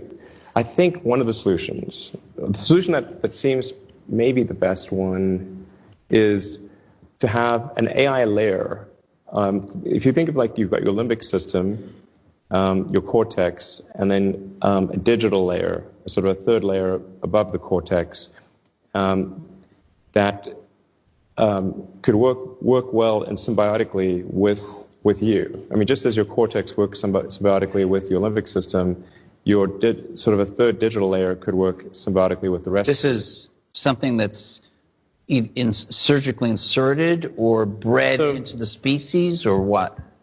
The fundamental limitation is input-output. So we already have, we're already a cyborg. It's just that, you have a digital version of yourself or partial version of yourself online in the form of your emails and your social media and all the things that you do. And you have basically superpowers in that with your computer and your phone and the applications that are there. You have more power than the President of the United States had 20 years ago. So you can answer any question. You can video conference with anyone anywhere. You can send a message to millions of people instantly. You just do incredible things. And but the constraint is input output. So we're I/O bound, particularly output bound. I mean, like your output level is so low. It's like, particularly on a phone, like your two thumbs are sort of tapping away. This is ridiculously slow. Our input is much better because we have a high bandwidth visual interface to the brain. Like our eyes take in a lot of data. So there's many orders of magnitude difference between input and output.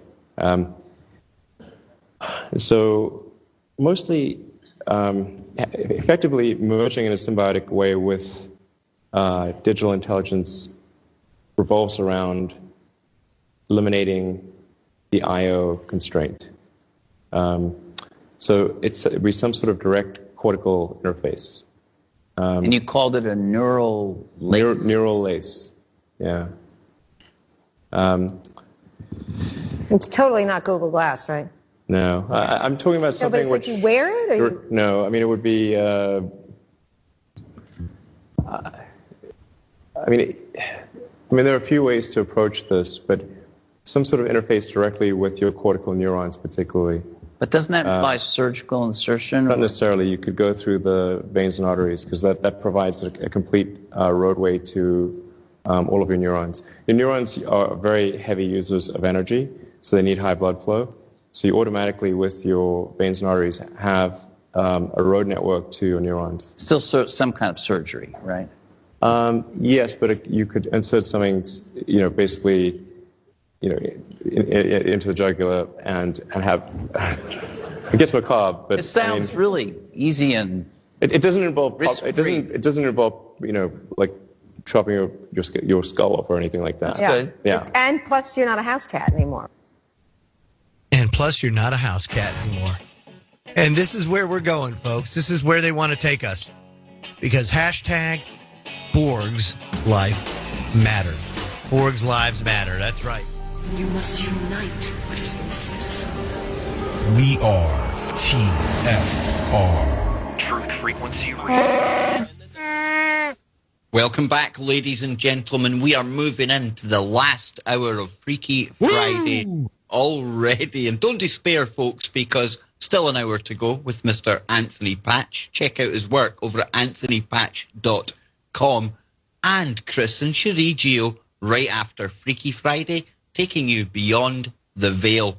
Now, Elon Musk, we've listened to him time and time again, and it's always worth listening to, because we are getting a window into where we are going. Digital cyborgs existing in this sentient world system. And at one point in there, and if he calls me a cat one more time, I am going to kick him in the head. But think about that, folks. A domesticated pet. And then cast your mind to the Georgia Guidestones. 500 million of us living in balance, as they call it.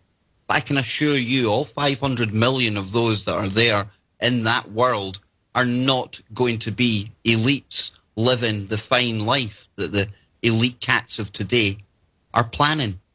The rest of us, the majority of us in that 500 million, will be no better, no higher than a domesticated animal.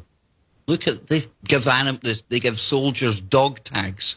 That's the way they view us, and that is exactly where we would end up in that system that Musk, who, bear in mind, is at the cutting edge of nanotechnology and all of this stuff, he knows exactly where we're going. And that is why he was pausing. That is why he was struggling. He was trying to be a politician, take them away from the question, how do we get this neural lace, Joe? And eventually he had to give us it. It's going to be through our bloodstream. Yeah. Could be that with chemtrails, Joe, and, Morgellons and things, that could be the start of it. It could very well be. Or it could be a survival mechanism. Once they unleash the Kraken, if you will, this could be the only way that human beings can survive, is if they do this. Since we were talking about, cubes and Saturn and the tying of, basically these planets and, between CERN and everything else, I find it interesting that the Cassini space probe is also kind of mapping Saturn, its magnetic fields and everything else in its final year. And this is according to phys.org. It says, after more than a 12-year study of Saturn, its rings and moons, NASA's Cassini spacecraft has entered into its final year of its epic voyage. Beginning on November 30th, Cassini's orbit will send the spacecraft just past the outer edge of the main rings. And these orbits, a series of 20, are called the F-ring orbits. During these weekly orbits, Cassini will approach within 4,850 miles of the center of the narrow F-ring with its peculiar kinked and braided structure. And during the F-ring orbits, we are expected to see the rings along the small moons and other structures embedded in them as never seen before, basically giving them a picture or a idea of, the construction of it. And in the last act, the grand finale, they call it, and Cassini's final phase, beginning in early April 2017, a close flyby of Saturn's giant moon Titan will reshape the spacecraft's orbit so that it passes through the gap between Saturn and the rings, an unexplored space only about 1,500 miles wide. And the spacecraft is expected to make 22 plunges through this gap. And during the grand finale, Cassini will make the closest ever observation of Saturn, mapping the planet's magnetic and gravity fields with exquisite precision and returning ultra-close views of the atmosphere.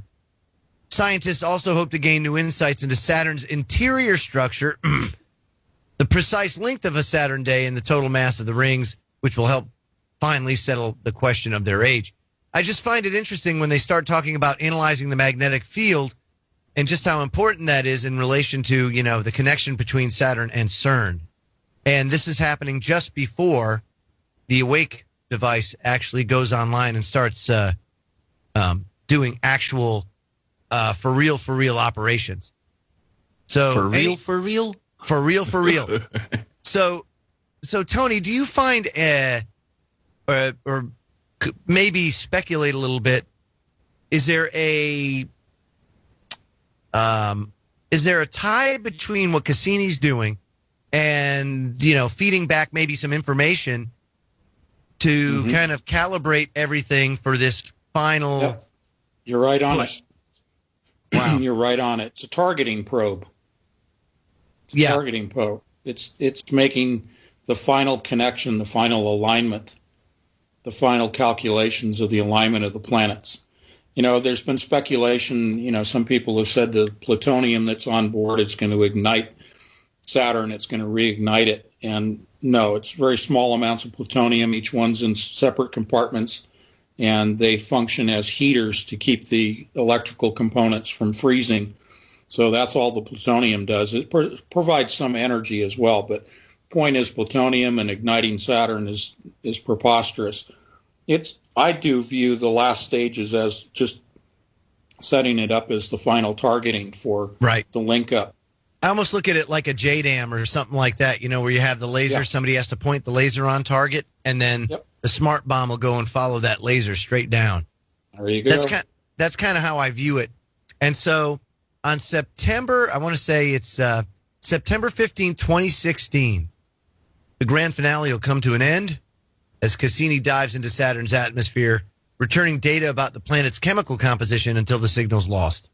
Friction within the atmosphere will almost certainly cause the spacecraft to burn up like a meteor soon afterward.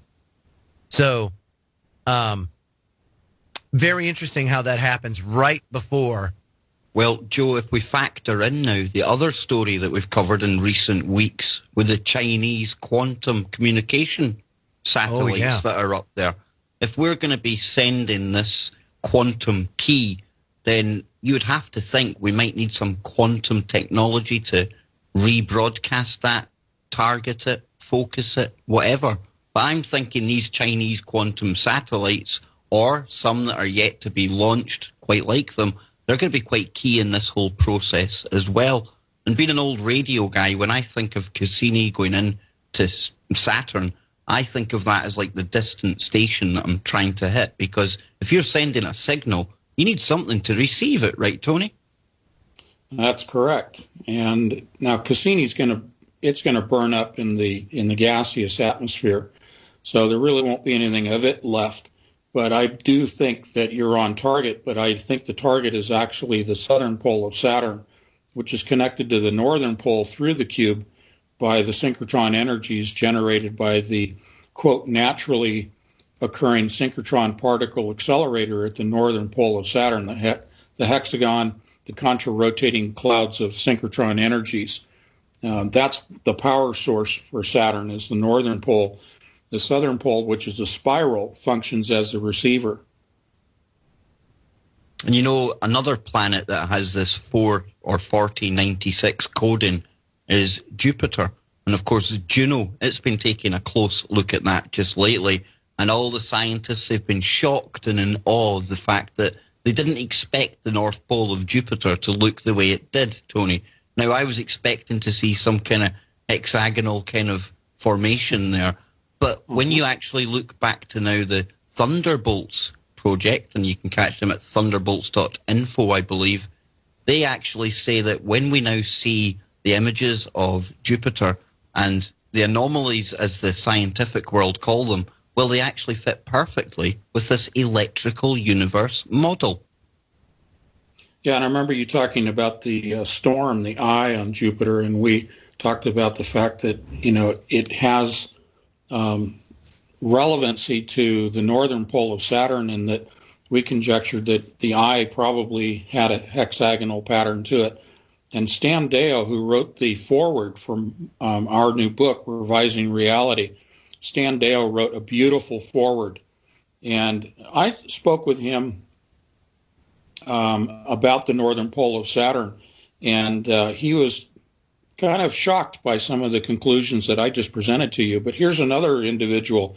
I was on with Richard Hoagland about 3 weeks ago, and I said, Richard, I do believe that if you look at the northern pole of the sun, you will note that it has a hexagonal pattern to it as well. And much like Doug Hagman's story about the cube and how Doug was so shocked about the confirmation, Richard Hoagland said to me, "How do you know that?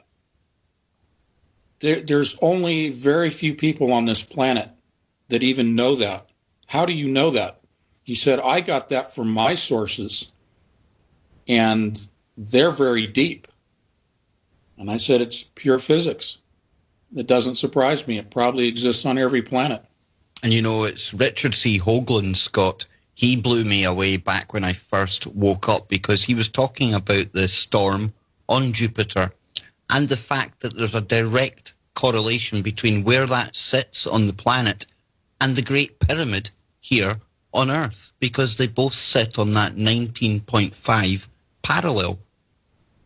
Well, now my brain is starting to, the gears are turning now, because we have all of this stuff going on, you know, with the Cassini, doing its final hoorah over at Saturn. And it brings me back to, you know, why is it that they chose to put a replica sort of marker of Saturn on the South Pole this year when they marked the the location of the South Pole here on Earth? Their little marker has a thing on the top that looks like Saturn, and you see all of this activity going on now around Saturn. And I just wonder, do they know? Do they know that they're going to be tapping into something soon with Saturn, and that they've marked it sort of as a, just on the South Pole here on Earth? It just it's really bizarre. Yeah, they're planting the flag, acknowledging to the other powers that be that those that went on that expedition are all tied into the occult societies, the dark mystery societies surrounding the worship of Saturn. So it's planting the flag of Saturn there, just an acknowledgement of it. But going back to 4096, Kev, you mentioned that, it's tied to Saturn and Jupiter and also to Venus. When you translate 4096, here are some of the things that come up. First of all, 4096 is translated directly as the doorway or the threshold. It's also translates to Shiva, and Shiva is the father of Ganesha. 4096 translates to Ganesha, as you put up on the graphic, the elephant figurehead, and both of these are deities of the Hindu religion. And of course, Shiva is at Cern. I'm surprised they don't have Ganesha standing there next to Shiva as a statue. But Ganesha has to do with learning and intellect, and again, tied into Cern, Saturn and Jupiter and Venus. So all these things factor in together. 4096 is the nexus of this. It is the key, not only to the bottomless pit, but all of these projects, whether you're talking computers, you're talking theology, spirituality, you're talking about symmetry, supersymmetry, string theory, everything ties to 4096. It is the number one number out there that we have to pay attention to. Yeah, and of course, it was the 2048 that we started seeing, since you're talking about Nexus, these Nexus points that created what people commonly refer to as the Mandela effect. Oh, no. I did. I went Is it Mandela or is it Madala? I'm only saying because there's Madala articles, Exactly. No, I'm just going with what people know, because they're very, that's a very common term these days, is the Mandela effect. But I have to go back to that picture of the scientist that had the Bond one and Mandela, But let me real quickly let people know that if they go to anthonypatch.com, go to Urgent Discoveries tab, scroll down, you'll see the photograph if you haven't posted it already.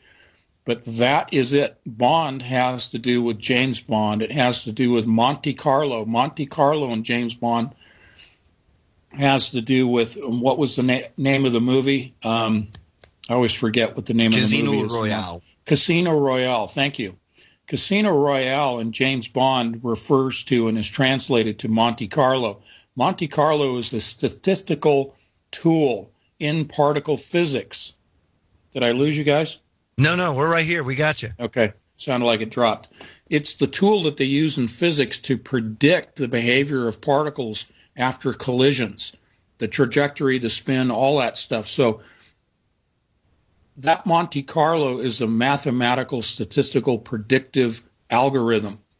Now, Mandela, obviously, we're looking at the Mandela effect. The two are joined. The reason that I talk about Monte Carlo is because that is directly tied not only to particle physics and the collider, but back to D-Wave's computer systems, because this is how they develop psychological profiles, behavioral modeling of human subjects.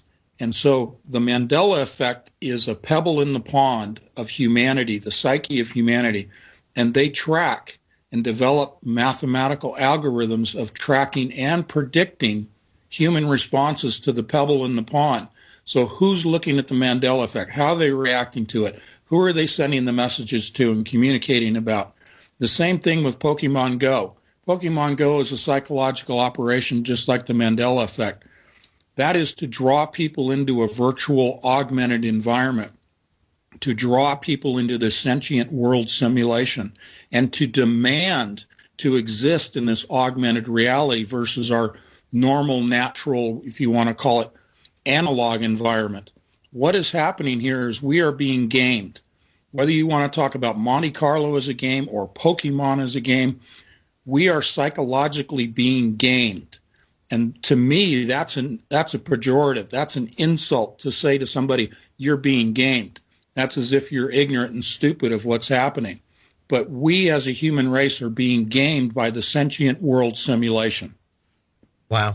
And what's also interesting, too, is, since we're talking about behavior modeling, I mean, everybody can see how, and we'll use Scotty's favorite game, Pokemon Go, just the advantage of, all it takes is like a government or whatever. And right now, the government of Japan is using it to lure people back into the Fukushima prefecture where they've decontaminated because they want to get people living there again, right? And all it takes is to put some of those special little Pokemons, those rare Pokemons in there, and people will come in droves, And the other thing, too, is to think about this. That's all it takes is a little augmented reality, and you can have people do whatever it is you need them to do. Say, for example, you want to pull off a false flag or something like that, and you need some victims, if you will, put a Pokemon in there. You'll get a bunch of people, and you can pull your false flag off or whatever. So I can definitely see where this is going.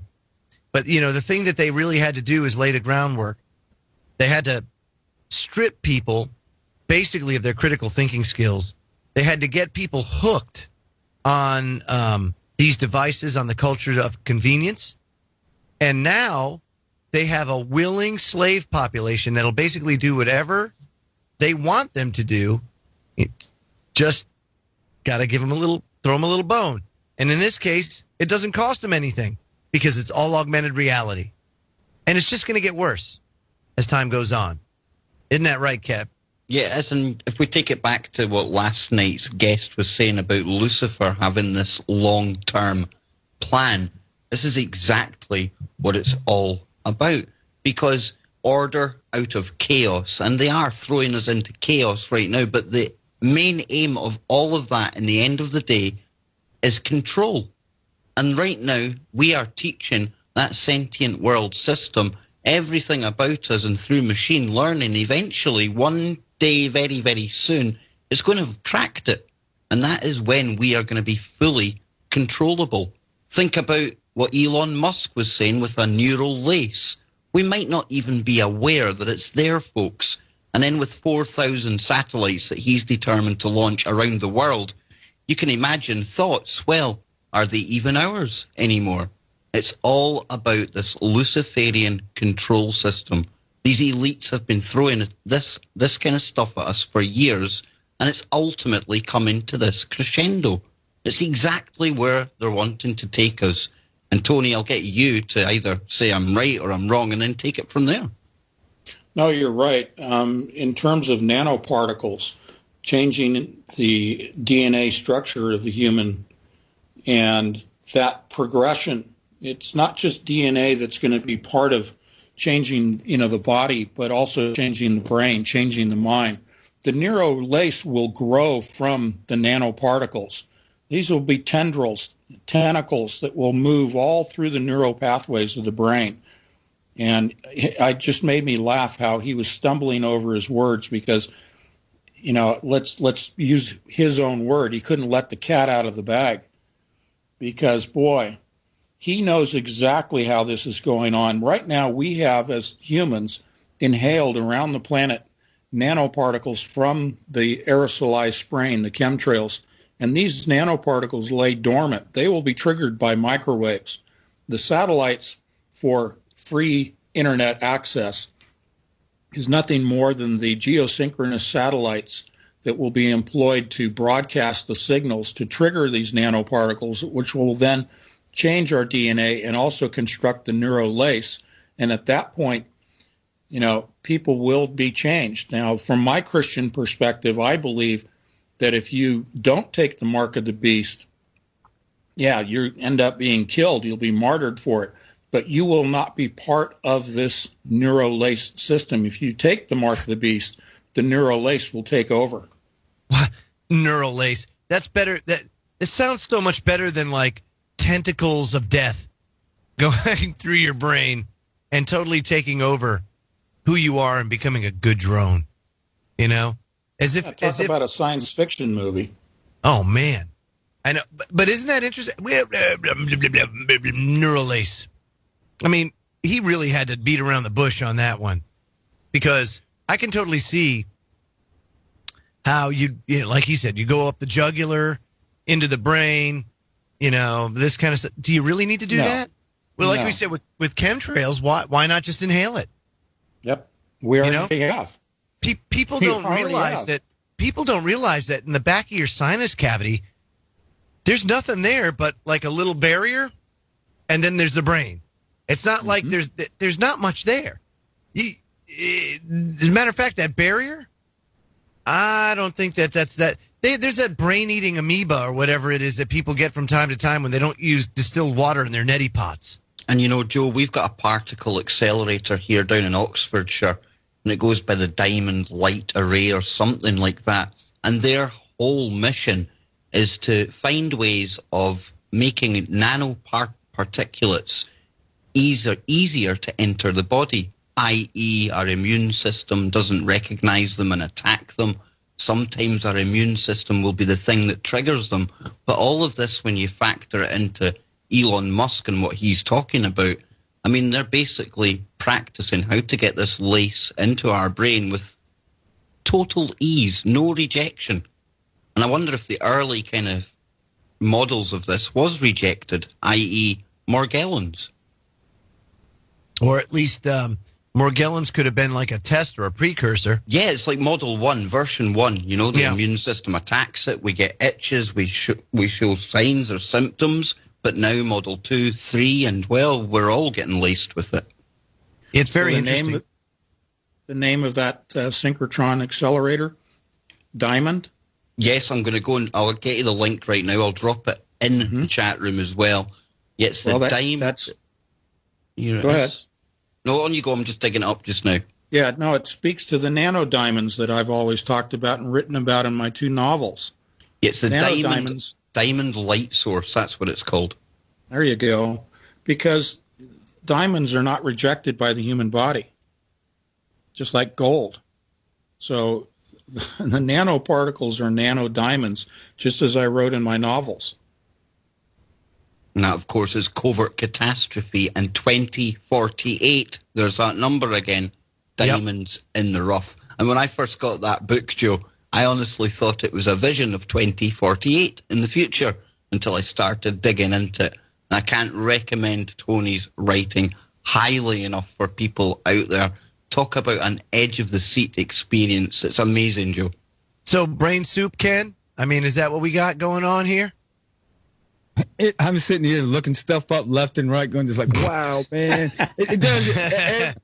Every week it just opens up so much doors, and I have this big, huge list of things to look up. I just enjoy listening to it at this part, just like, wow. I'm starting to think about a lot of different things.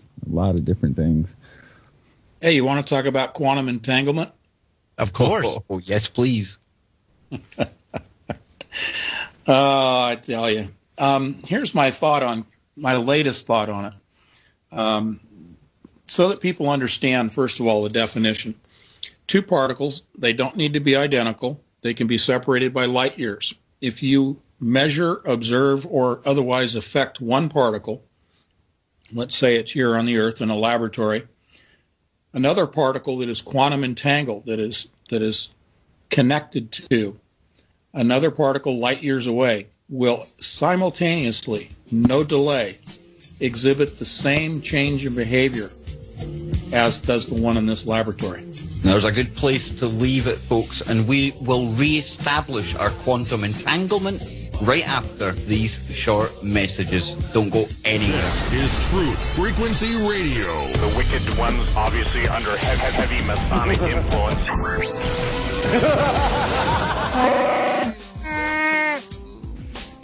Welcome back, everyone. It is the final segment, and it breaks my heart to say that right here on Freaky, or is it Frequency Friday, with the Woo Crew and our special guest, Mr. Anthony Patch. Check out his work over at anthonypatch.com. New book is out, Revising Reality. Now then, folks, we do live in the most interesting and crazy of times. Over the time that I've been, air quotes, awake, I've made some interesting connections. But as I've joined TFR as a host in particular, the people I am coming across, it seems to me as if it's almost by design. And I say that because I came across Tony absolutely randomly. Nano Girl, the same, randomly. But these two people have been highly, highly important people that I have come across. And this is something to do with the times we live and also the topic we're about to go into. Because I do believe that everything is interconnected at some level.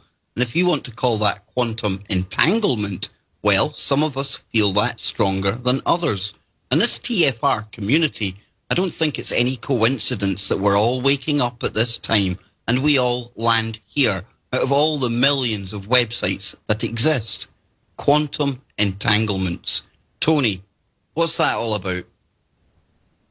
Yeah, thanks, Kev. And I've enjoyed our quantum entanglement. It's funny, we send emails to each other, and it's not all that infrequent that I'll hit send and you'll hit send at the same time. It's strange. Nano Girl's the same. We'll be going to message each other, and I'll see her typing, or she'll even pick up on an emotional day I'm having, Tony. I can be having a really rough day, and Nano Girl at some point will come along, message me, and it's as if she knows. But with this quantum entanglement, it could well be the case, right? Yeah, I do believe it. And, we try not to sound like we're new age people, but the entire universe, since I've studied this electric model of the universe that the Thunderbolts Project first brought to my attention, it's really obvious from an intuitive standpoint that the entire universe is interconnected. Whether you're talking about planets or people or whatever, we're electrically connected. And as I was describing the definition of quantum entanglement that Einstein called spooky action at a distance, well, that was only because he couldn't measure it. They didn't have the tools to, take the spookiness out of it. But quantum entanglement has been proven in the laboratory. Here's the thing. I'd like people to set aside the notion of a signal being transmitted, like you send it through a telephone wire or through the internet or through radio. Set aside the classical model of physics. And on faith alone, if you have to take it that way, accept the notion that two particles light years apart can simultaneously respond, that they will respond to stimuli. And that's what quantum entanglement is. And therefore, if they are reacting or behaving simultaneously, that means there's no signal being transmitted. It means that they are already conjoined, that they're already functioning as one. And that takes time out of the equation. It takes time out of the discussion, because at the quantum level, time does not exist. Time is linear for our benefit, for how our brains that are limited view our analog environment. So if you take time out of this, then you can accept the notion that particles, no matter where they are, close or distant, are behaving simultaneously and responding to stimuli in the environment. And I think that helps us to wrap our head around how is it that this behavior, this phenomenon can be measured and reproduced in the laboratory and quantified as actually a physical phenomenon that's taking place. And it goes beyond electricity being connecting as the medium to connect. It is actually the quantum connection of everything in the known universe. Quantum entanglements. And Tony, I believe even at one point you were describing the act of prayer as a form of quantum entanglement. Yeah. Thank you for bringing that up. Here's a couple of scenarios. Number one, God's electric. That's how I view it. He communicates with us through quantum entanglement. But, you know, in our way of sort of looking at it as a human, he's electrically communicating with us. More specifically, let's go to Jesus Christ. When we pray to Jesus Christ, we're quantum entangled with him, and we're electrically connected with him. And he is very much like energy at that point, again, in our human frame of reference. But when he manifests himself physically, in physical form, he's now a particle. He moves from his energy state to a particle state. So when you're praying, you're quantum entangled with Jesus Christ and also the Creator. Absolutely. And you know, Joe messaged me there, but sorry about that. But we talk sometimes about the double slit experiment as well on here. And there's been a variation of that, Tony, where they use something called a quantum eraser, and they can look at the particle in the future and it affects the past. But what Tony was saying there, remember, there is no time at that quantum scale. Because a lot of people say, well, if we can affect the past by altering the future and stuff like that, then this could explain Mandela effects. But this is all at this quantum subatomic level, Tony, where time doesn't exist, right? So it doesn't matter what point in the experiment you observe something, it's happened anyway via quantum entanglement. Yeah, that's very true. And again, people have to suspend their notions of classical physics and the laws of physics when you're at the quantum level. It's a complete departure. And now with the advent of the higher power levels at the LHC and the collisions, they're moving into even new physics beyond the quantum level. So who knows what they're opening us up to? It's hard to say, but a lot of things that are mentioned in science these days still are in the realm of theoretical. And again, I want to emphasize that they're not proven experimentally. And even experiments can be finagled and played with in terms of results. Exactly. And if not, you can just make up the math and explain it away as dark energy, something that's invisible, conveniently enough. But you know, one thing that we can point to the fact that black holes and stuff like that are pure theory is the fact that Stephen Hawking's, the guy who does an advert for Freaky Friday, albeit a very poor impersonation, he's never had a Nobel Prize. Never, ever had it. And he hopes that someday somebody can prove his theory of black holes. And that in itself, folks, tells you that they don't even know if they exist. And Ken, you were typing some woo in the chat about time there, dude. What's this all about? I was just saying that if there was time, it will force action, as action induces the past. We talk about that. But I have a hard time, gentlemen, with the time doesn't exist thing. And I think that is because of the way, that it is pushed on you to have your time schedule, kind of thing. Like I know at 6 o'clock my time, it's woo time on Freaky Friday. It's like a measurement thing. And so every time I hear that, the time doesn't exist, and I'm like, I'm like trying to always wrap my head around it, and sometimes I think it's just the way my mind is structured. Our minds are structured all the time about time and what it's supposed to be, you know. And that's the confusion I get. But I was just thinking. I think the best way, Ken, maybe to think of that is think of our physical reality here with time. And part of the foundation that it's built on is that quantum kind of building blocks. When we're at the quantum building blocks, time is irrelevant there. It doesn't exist until you come further up into our physical, touchable reality. Would you say that's maybe fair, Tony? Yeah, because at the quantum level, we're talking about a constant state. We're talking about a state that doesn't change. So therefore, time doesn't play a factor in the interaction of quantum particles.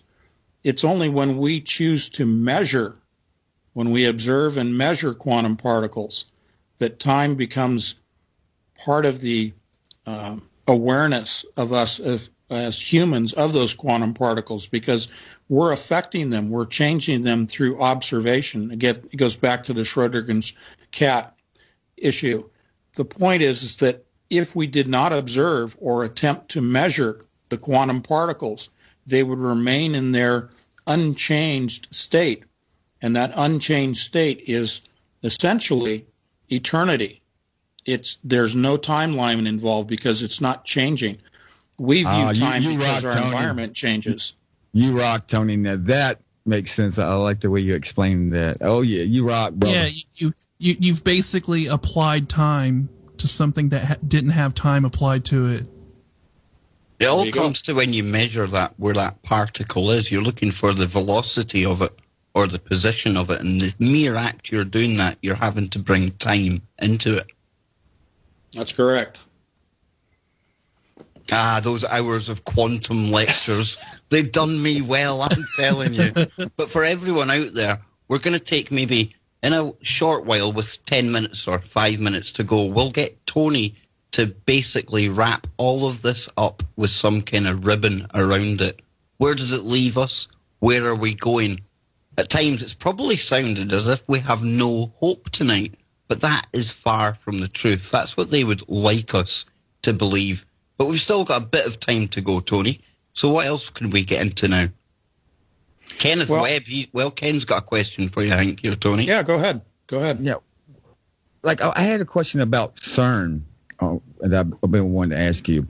What do you think is going to come of that? Do you really think that they're going to open something up and something's going to come out? I mean, like, and if that's the case, what do you see happening in the future with CERN and what's going to happen? Because there's a lot of woo in there. There's a lot of possibilities and everything, but you really know your stuff about it. So I'm really curious to get your take on that. Well, I based my statements on Revelation 9, as I mentioned, which describes the opening of the abyss, the fallen angel carrying the key, opening the abyss, and then all of the demonic entities coming out, the locust army, etc., and the return of the Nephilim. The reason that I'm so definitive about saying that CERN will be successful is because it's obvious to me that it is the technology, it is the tool, it is the key for fulfilling Revelation 9 as a prophecy. The timeline I can't give, even though I've given you the dates as far as the machine's operations. I don't know the time, and I'm not a prophet to give a timeline as to when they will be successful. But they will, as the Bible describes, the abyss will be opened, and this is the machine to do it.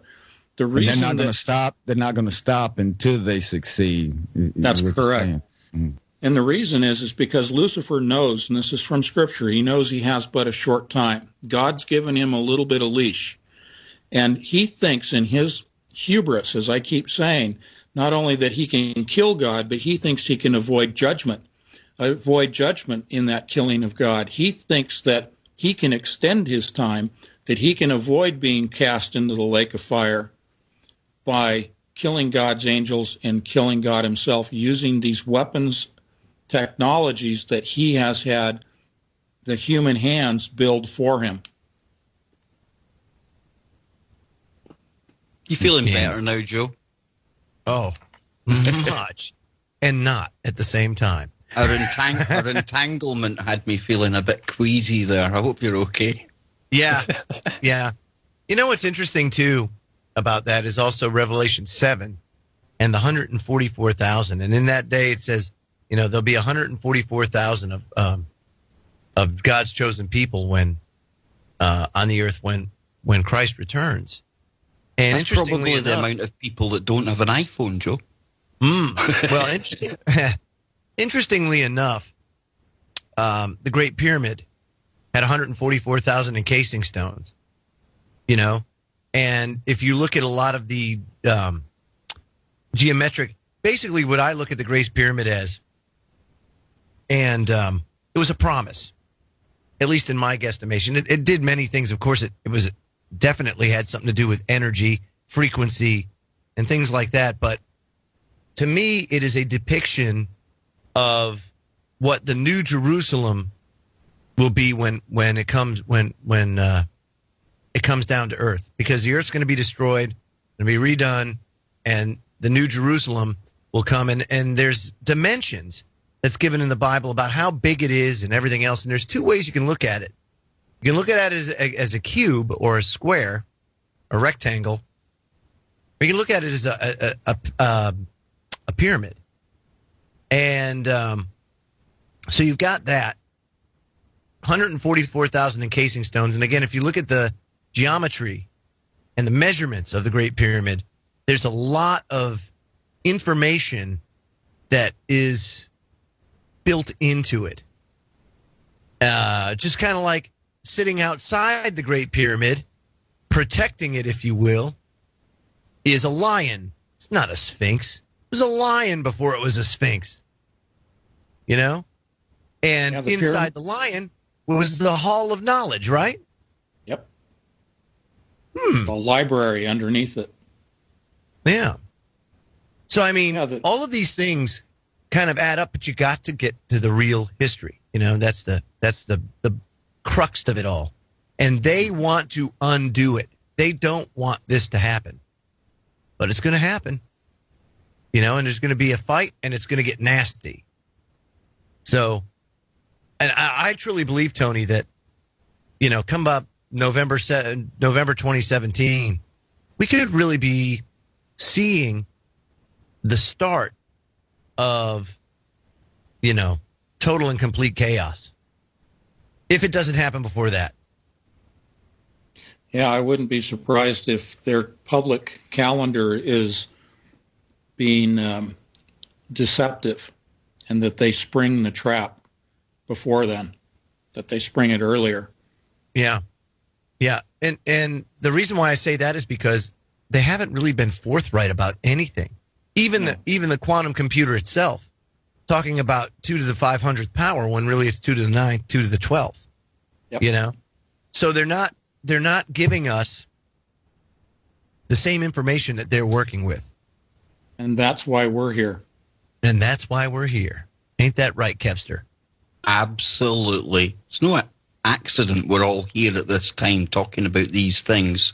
Guests coming along that connect dots. Unbelievable. All part of this entanglement that we were talking about earlier. But that's just my opinion, Joe. Yeah, and isn't it convenient for them that they're able to simulate all this stuff prior to anything happening with their sentient world simulation? So, you know what? We want to see how this reacts. Let's see how people react to this. Put it in there, let it rip, see how the people react. Hey, if it reacts well or it does what they want, great, we execute. If it doesn't, back to the drawing board, let's try it again. Well, you said it well. Go ahead, Tony. No, you mentioned critical thinking skills, being analytical, being objective, seeing the game, look at the chessboard, see it as a game, and get above it. Remove yourself, get away from the game, disconnect yourself from things, be able to use your own mind and think about it. Don't let yourself be a victim of this psychological manipulation. Yeah, you really have to break free of it. And again, I just recently came about an understanding that really has helped transform the way that I look at things and understand that we're not in control, because at the end of the day, everything that you see is an illusion. Everything that you see is an illusion. And we often lose ourselves in the illusion of the mind, you know? And we have to break free of that and understand what the construct really is and who is really in control. And when you figure out who is really in control, then guess what? Things fall into place and you end up being a lot more sound in your judgment and in your discernment. And that's not to say that things don't get bad from time to time or we go through a dark season, because we all do. But there's hope. And as long as you can hold on to that hope, that's what's important. You don't want to fall into darkness. But you know, Joe, Right. we're getting very, very close to this Borg, cyborg, whatever name you want to put on it, matrix, because we've got Musk talking about it. And it seems like every week now we get closer. There's more stories telling us that it's getting close. We've got the whole AI system now. It's actually having conversations. It's able to do that. And that's because it's been listening to us with our microphones, learning this whole time. That, along with the sentient world system or simulation, you start feeding all of that back into one super artificial intelligence. Right. That's how close we are, Joe.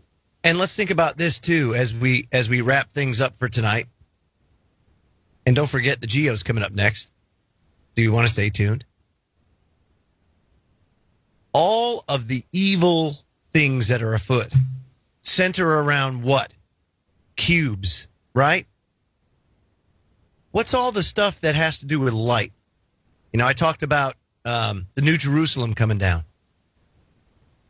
It's pyramids, triangles, yet they want you to think that they're bad. If you ever notice in alt media is like, bad, pyramid, ugh. Oh, KBS has a pyramid on his logo. That's why I chose it, Joe. I knew people would react. Of course, but it's everything that you're told oftentimes is 180 degrees out of phase with reality. So just bear that in mind as you embark upon your research. Go ahead, Kev. We live in a 600-cell tetrahedral universe, Joe. Is that right? You don't say. I think so. I was just pondering that yesterday, Kev. Wouldn't you say, Mr. Patch? Yes, indeed. Thank you for plugging that. And that's in my book, Revising Reality, by the way. I talk about my model of the universe. So yes, I appreciate you tossing that in there, bud. Even last night's guest, he hit on tetrahedrons. And once you start looking into this, it is going to be everywhere. Even the arrangement of qubits, Tony. They arrange them in tetrahedrons. Even water. You know, everything. Tetrahedron. All of the elements. When the elements are cold, no energy state, they're simple tetrahedrons. When they are energized, they begin to replicate and become more complex shapes of tetrahedrons. And finally, as I say, as above, so below, the quantum scale all the way out to the cosmological, it's been proven at all scales, the tetrahedron is the core shape. And the 600 cell is my representation of the entire universe. Yeah, and when you look at 3D computer simulations, all the 3D models, their base is a tetrahedron. Yep, there you go. Also, another alt media person out there, Dr. Len Horowitz, has done a lot of research into the tetrahedron and how that works and the healing power. You know, so there's a lot of validity to what's being said. Moreover, think about this, you know, when we talk about vibrational energy and things during the pre-Diluvian times, they were liquefying rocks with frequency, you know, molding stone. We can't do that today. Can we stop calling them like Neolithic and megalithic and just call them Nephilimic structures? Nephilimic? I like that, Nephilimic. Nephilimic. You're the man with the words tonight, Kev. Definitely. Yes, you are. Sounds like something Hillary would cough up. It probably would be. You took it there, Scotty. Maybe they were melting rocks at the frequency of 4096. They could very well be. You take a look at how things were constructed, especially down in South America, where you can't even slip a piece of paper through there because it's just so tight and so precise. Well, how do you do that? You couldn't cut stone today the way that they did that. Well, but if you liquefy it, when an earthquake happens, what happens to the ground? It's called liquefaction. Yep. Well, the same thing would happen if you blast stone with enough frequency. It breaks those bonds and liquefies it. And in a fashion that you don't have to melt it. You just mold it in this shape. If the background microwave radiation of the universe has a wavelength of 4096 and a frequency of 73 hertz, I bet you that's what they use to take care of those rocks. Perhaps we need an experiment. What do you say, Kev? Absolutely. But the chat room are asking if it's possible to travel to other dimensions using our minds. And I imagine with the amount of alternative dimensions and realities that are out there, absolutely. Just be careful what you wish for. That's all I got to say. Exactly, Joe. I was just going to go there. We're out of time. There's good We're and out there's of time, bad. guys. And it was great to have you here tonight, Tony. And don't forget, guys, September 30th, October 2nd, Knoxville, Tennessee. Hear the Watchman Conference. Tony will be there, as well as check out his book, Revising Reality, A Biblical Look into the Cosmos. You can go to his site, anthonypatch.com. Get it today, $21. Not so bad. And you get to learn a lot. If you like what you heard tonight, you can learn so much more by checking out his book. So go ahead and check it out today. But we're out of time. Thank you, Tony, for joining us. Ken, Scott, Kev. Always a pleasure, guys. All this entanglement, it is strong. That's right. We'll have God to do bless this you guys. sometime Thank soon. you. Tony, thank you so much. And remember, folks, the Geos after the break, so didn't touch that dial. Didn't touch that dial. Yes, we're out of time. Tune in Monday to KBS. I've got the guy coming on to speak about the bee apocalypse. Yeah, he's got that one guy coming on. You know, the guy with the hair? Yeah, he'll be there. Come on. Talking about the bee.